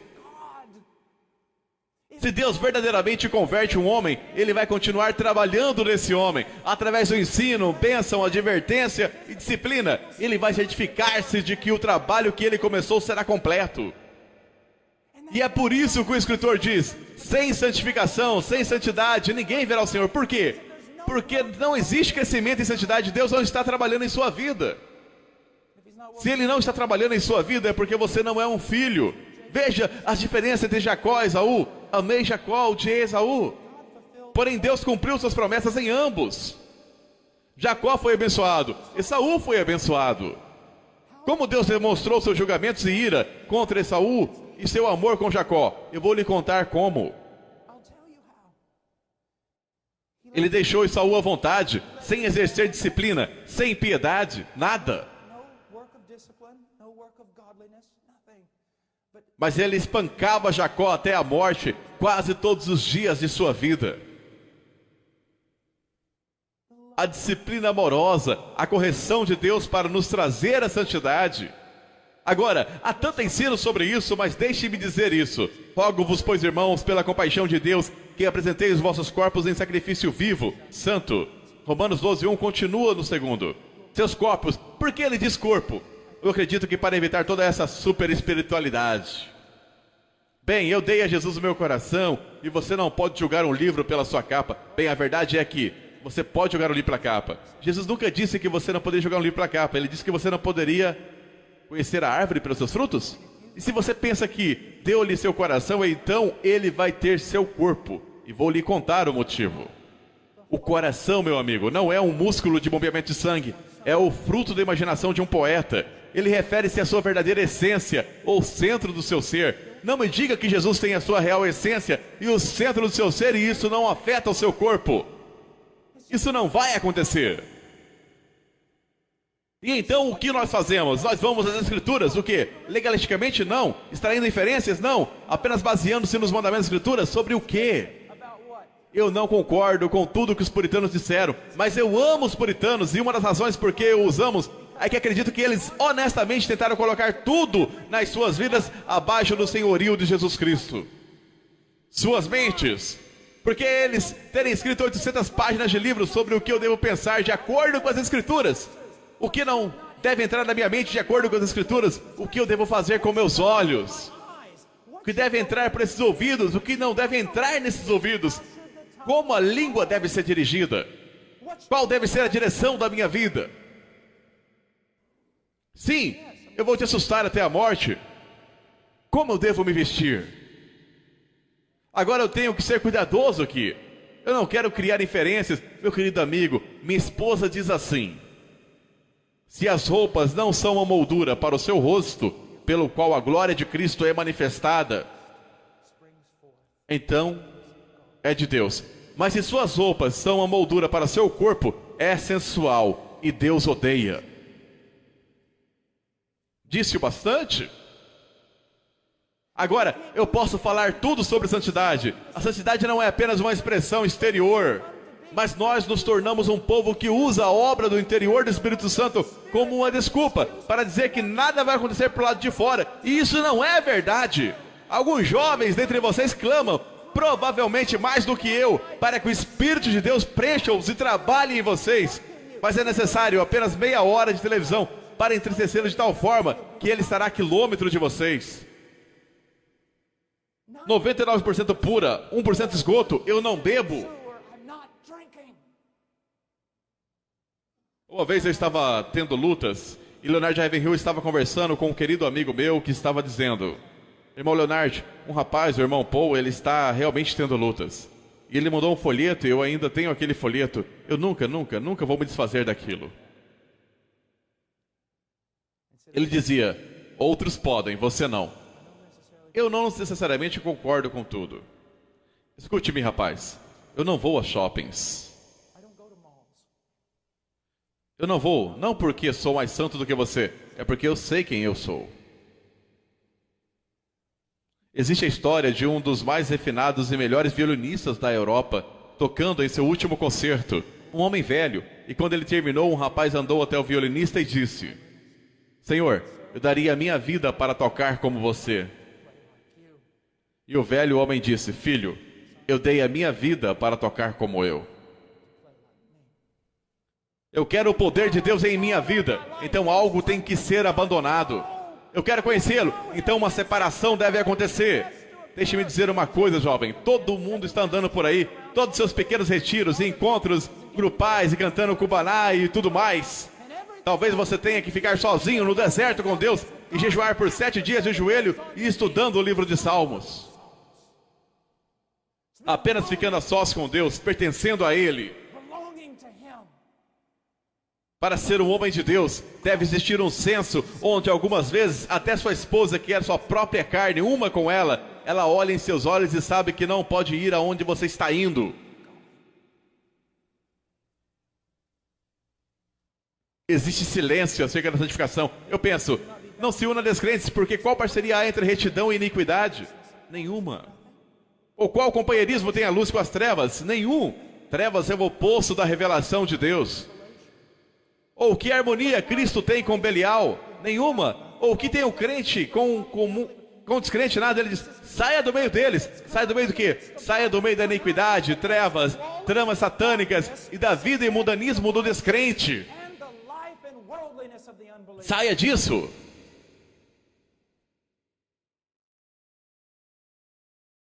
Eu tenho uma 10ª acusação e esta é muito importante para mim.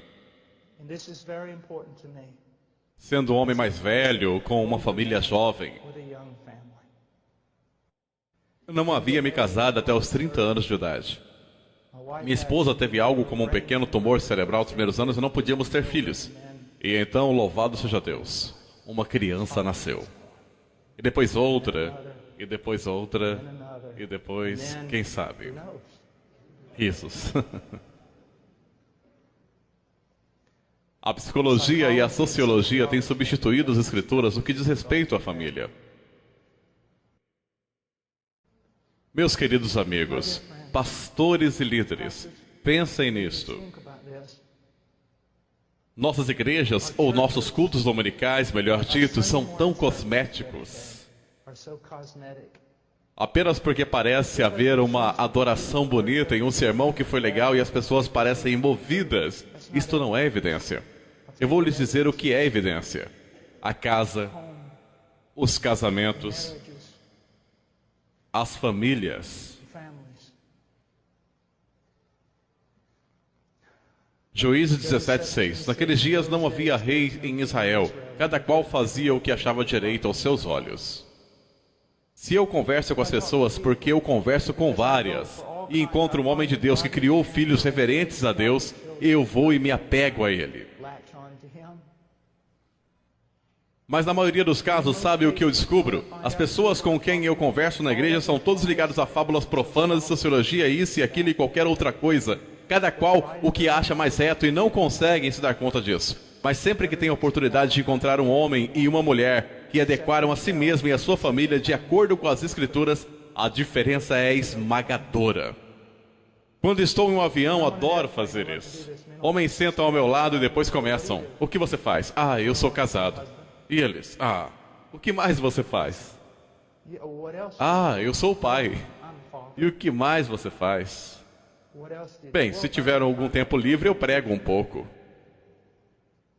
O que importa se um homem ganhar o mundo inteiro e perder a sua família? Deixe-me colocar dessa forma. Baseado no que você cria seus filhos e ama sua esposa? Baseado em quê? Se você não consegue ir às escrituras agora mesmo, pegar os versículos e me mostrar como a sua família está fundamentada nela, posso lhe assegurar que você é cativo da psicologia e da sociologia, dos caprichos e das mentiras deste século. Veja bem, você não tem o direito de fazer isso, você não tem autoridade, Senhor, separado da palavra de Deus. Veja Gênesis 8:9, porque eu os escolhi para que ordene a seus filhos e a sua casa depois dele, a fim de que guardem o caminho do Senhor e pratiquem a justiça e o juízo, para que o Senhor faça vir sobre Abraão o que tem falado a seu respeito. Que maravilhoso! E preste atenção, Romanos capítulo 12, versículo 1 e 2. Bem, o versículo 2 nos conta que a vontade de Deus é perfeita. Então, sempre que lhe sobrevier a ideia, como um homem de Deus que estou sacrificando a minha família para o bem do ministério, vou lhe dizer que você é um mentiroso de cara lavada. Você está sacrificando a sua família pelo bem do pequeno reino que você está tentando construir. Porque a vontade de Deus é perfeita. Isso significa que eu não tenho que violar a vontade de Deus no que diz respeito à minha família, a fim de cumprir a vontade de Deus no que diz respeito ao meu ministério. Deus não precisa de você. Ele deseja sim que você seja obediente. Que você seja obediente. Só quero lhe dar 2 exemplos. É quando alguém me perguntou uma vez, irmão Paul, você é contra o evangelismo? Eu disse sim e não. Eu não sou contra o evangelismo bíblico, mas sou contra a forma com que você está evangelizando. Você é contra a escola dominical e grupo jovem? Sim e não. Quero lhe explicar uma coisa. Agora, por alguns de vocês, eu não vou ser suficiente. E para alguns, eu só quero usar essas 2 coisas para apontar o que está errado conosco. Escola bíblica dominical. Não importa de qual denominação você faz parte. Se você faz parte de alguma denominação que é de alguma forma organizada, posso lhe assegurar que suas denominações gastam milhões de dólares com material para a escola bíblica. Milhões de dólares com conferências, em ensinar professores a ensinarem na escola bíblica. Em fazer tudo o que está na regra para promover a escola bíblica. Isso é um fato. Deixe-me perguntar alguma coisa. Quanto dinheiro sua denominação gasta e quantas conferências e horas de trabalho são disponibilizadas para ensinar pais a ensinarem seus filhos? Então agora você percebeu, não é mesmo? Deus não tem um plano B, Ele tem um plano A. Se você evita o plano A, o plano B não funciona. Não estou dizendo que as crianças não podem se unir em grupos, serem catequizadas ou ensinadas ou qualquer coisa, mas se isso começar a sugerir a substituição do ministério do pai no lar, exploda em pedaços.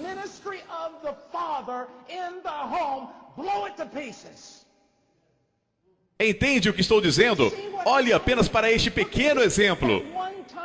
Tudo pela escola bíblica, tudo pela escola bíblica, mas há dificilmente uma conferência em todo o país para ensinar homens a educarem seus filhos.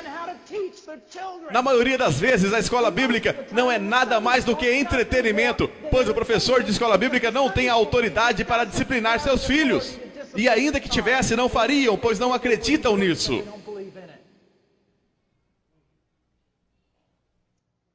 Esse é apenas um pequeno exemplo. Vamos olhar para os grupos jovens. Bem, a juventude precisa estar junta, você sabe. Eles precisam estar juntos. Tudo bem, vamos ver Provérbios 13 e 20. Quem anda com sábio será sábio, mas o companheiro dos insensatos sofrerá aflição. Quem lhes disse que a juventude deve estar junta? Quem lhes disse isso? Eu vou lhe dizer quem disse isso. Psicólogos da década de 60. Separação entre as gerações. A juventude deve permanecer com os adultos para que parem de agir como tolos ingênuos. E unam-se à maturidade, deixando de lado a tolice, a qual leva à destruição. Não digo que vocês não podem reunir a juventude, mas caso façam, sugiro que tenham os pais junto a eles. E você diz, bem, e quanto à juventude perdida que chega à nossa igreja? Bem, o que eles estão vendo agora? A juventude perdida chega à sua juventude cristã na igreja e vê quase o mesmo que vê em sua própria casa. Sem pais, crianças ensinando crianças, ou um cara um pouco mais velho com gel no cabelo ensinando seus filhos. Mas o que aconteceria se a juventude perdida chegasse à sua igreja e eles vissem lá as crianças e a juventude em um relacionamento amável e maravilhoso coletivamente com seus pais? Então eles diriam, nossa, nunca vi nada como isso antes. Olha só o pai dele, ele ama. Quero dizer, ele ama o pai dele. Quero dizer, olha só. Então isso é o cristianismo.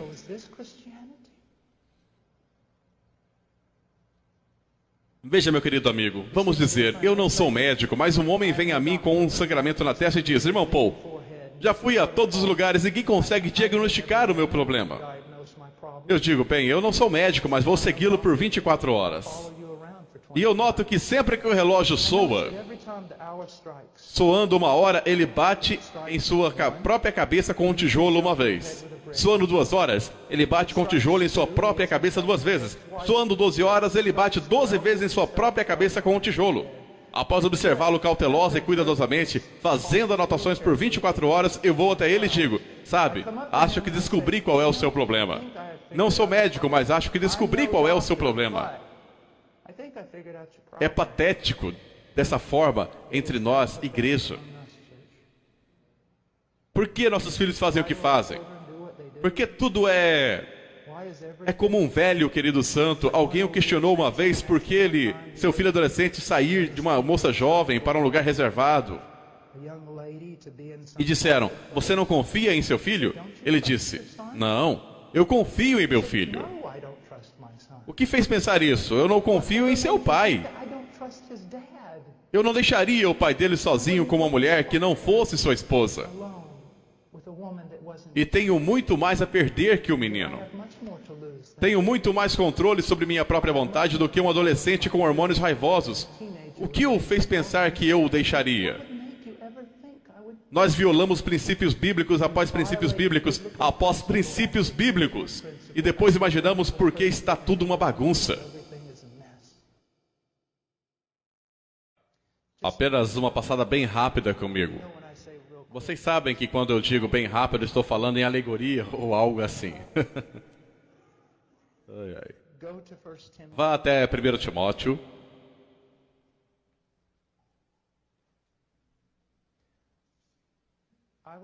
Há alguns meses atrás, eu estava ouvindo sobre todas as coisas horrendas que estavam acontecendo com nossa Não sei como vocês chamariam agora, república, democracia, país, realmente não tenho certeza.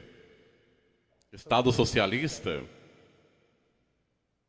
E eu estava tão sobrecarregado que sentei lá ouvindo e Deus, o que eu posso fazer? Agora mesmo, Senhor, honestamente, com tudo que há em mim, eu pularia no meio do fogo. Eu vou, se houver um rinoceronte atacando, eu pularei na frente dele. Apenas me diga o que fazer. Tu queres que eu vá para Washington e apenas fique em pé diante da Casa Branca e pregue até que me atirem na cadeia? Estou cansado de pregar apenas para cristãos em igrejas e tudo mais. Deus, apenas... O país está indo para o inferno, apenas me atire. O que queres que eu faça? Apenas me atire a eles. Versículo 1 do capítulo 4. Ora, o Espírito afirma expressamente que nos últimos tempos alguns apostatarão da fé. 1 Timóteo 4:1. Dando ouvidos a espíritos enganadores e à doutrina de demônios. Agora ele segue basicamente contando ao jovem Timóteo que todo o inferno irá se manifestar na cultura. Tudo será simplesmente enlouquecedor. Homens como feras. Eu estive com Conrad Mabille há alguns meses atrás e o ouvi pregar. Chamam-no de Spurgeon da África, e muito justamente. Se você tivesse a chance de ouvi-lo, ouça. Ele é um dos meus pregadores favoritos no mundo. Ele disse isso. Na África não temos mais medo das feras. Nós não corremos das feras. Nós tememos o homem. Corremos de homens. Ele estava falando, é claro, da depravação. Mas ele disse ainda que o mundo irá perder o controle, Timóteo. Agora, o que ele diz que seja feito? Versículo 6. Expondo estas coisas aos irmãos. Serás um ministro de Cristo Jesus, alimentando com as palavras da fé. E bem aqui, neste texto, começou a se desatar para mim. Paul, o mundo perdeu a cabeça. Tudo vai acontecer e está sob minha providência, mas ouça-me. Esta deveria ser sua reação em meio à manifestação de todo o inferno, em meio à apostasia, em meio à perseguição. Eis o que você precisa fazer: ser constantemente alimentado com as palavras da fé. Nós sempre queremos correr lá fora e fazer alguma coisa, queremos consertar alguma coisa. Deus está em busca de homens de caráter, espadas polidas. Em primeiro lugar, filho, seja constantemente alimentado com as palavras da fé e da boa doutrina que tem seguido. Este que tem seguido é muito importante. Penso que está nos indicando que um simples estudo intelectual da Escritura não irá alcançar o objetivo que Deus tem para seus homens. Eles devem obedecê-la, devem começar a segui-la. Você não pode aprender bem a doutrina até que siga a doutrina que aprende. E então ele diz isso: mas rejeita as fábulas profanas e de velhas caducas. Meu querido amigo, deixe-me contar uma coisa. Toda essa coisa de igreja emergente, muito desse negócio de crescimento de igrejas, toda a sensibilidade cultural jogando pela janela a sensibilidade à Bíblia, é apenas um punhado de menininhos querendo brincar de igreja sem o poder de Deus em suas vidas. E eu vou manter essa opinião.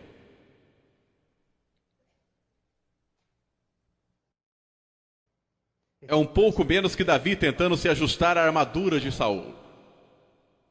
Pouco me importa. Quanto mais você confia no braço da carne, menos você verá o poder de Deus.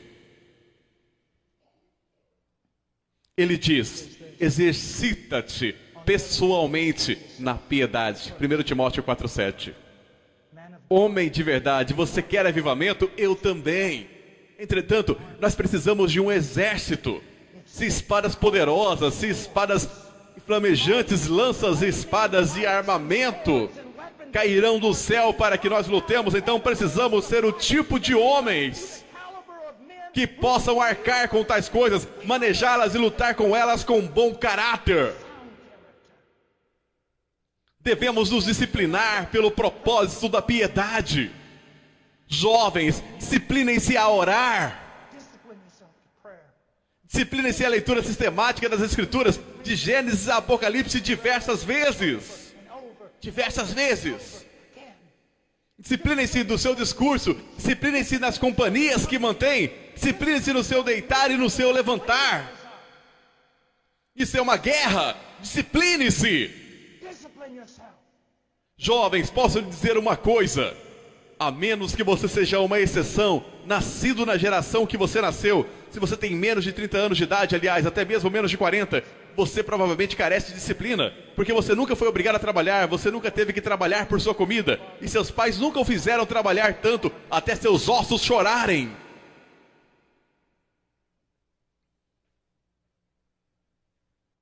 Os homens que mais têm realizado e sido usados por Deus têm sido homens de trabalho no ministério. Isso é duro e vai lhe custar tudo. Tudo, tudo. E assim que você for um homem velho, estará quebrado, mas forte nas coisas de Deus. Exercita-te pessoalmente na piedade, pois o exercício físico para pouco é proveitoso, mas a piedade para tudo é proveitosa, porque tem a promessa da vida, que agora é e daqui há de vir. Ah, meus queridos amigos, quem se importa com a vida melhor agora? Eternidade! O dia em que você se põe de pé naquele salão de granito diante do Senhor da glória, e reis e os maiores homens da terra são divididos, partidos e selecionados, alguns lançados no inferno eterno e alguns convidados à glória eterna. Viva para a eternidade! Esses atletas olímpicos, quão majestosos são, mas somente por um momento. Eles começam a treinar quando têm 4 ou 5 anos, mas eles trazem nada se não treinar até que tenham 22 anos. Correm por uma corrida de 9 segundos, por uma medalha que eles penduram, e é isso. Você não pode dar o mesmo pelas coisas eternas. Alguns dos maiores homens de Deus são homens muito limitados em seus corpos. Foram tão limitados em suas capacidades que tiveram que focar em apenas uma coisa: o ministério. O exercício físico para pouco é proveitoso. Fiel é esta palavra e digna de inteira aceitação. Ora, é para que se fique labutamos e nos esforçamos sobremodo. Portanto, temos posto a nossa esperança no Deus vivo. Isso não é um martírio ao qual inutilmente damos nossas vidas por nada, apenas para sejamos pulverizados sem esperança. Não! Servimos a Deus e Deus nos honrará.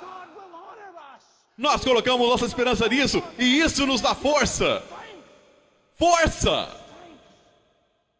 Ah, essa vida é um vapor, eu tenho 47 anos, mas ontem eu tinha 21. Para onde foi tudo isso? É um vapor, e enquanto você tem força, pregue. Eu louvo a Deus, pois por sua providência, enquanto eu era jovem, passei a minha vida nas montanhas dos Andes e nas selvas do Peru, fazendo o que eu tenho mais força para fazer.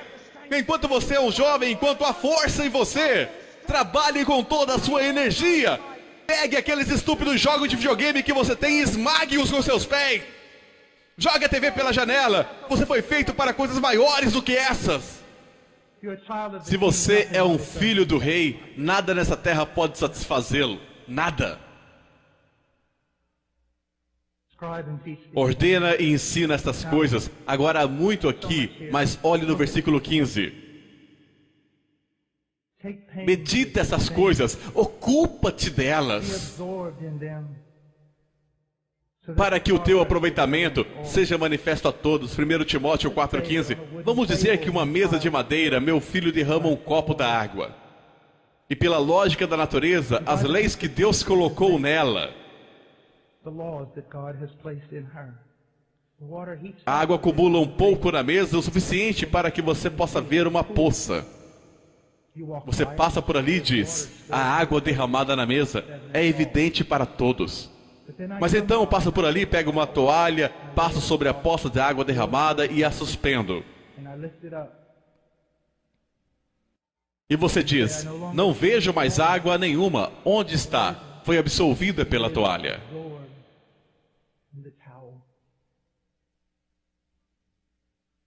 Homens, vocês devem estar absolvidos nessas coisas de piedade e caráter.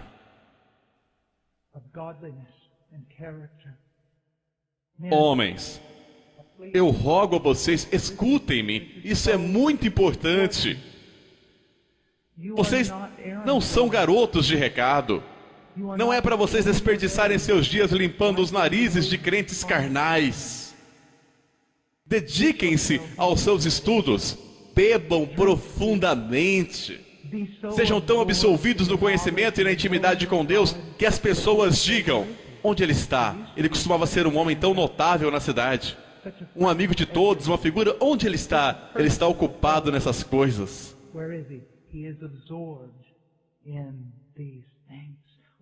Nós somos homens de Deus, somos ministros do Altíssimo. Deveria haver uma alteridade sobre nós. Deveríamos ter um olhar de contemplação em direção a um ganho distante.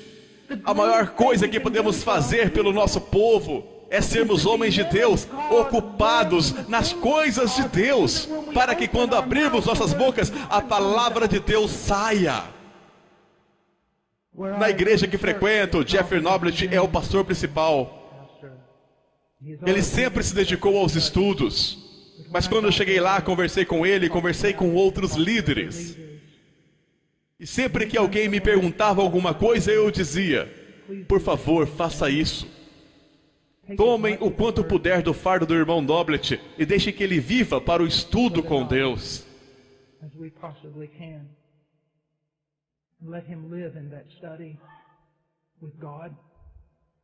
Pois eu tenho um filho aqui.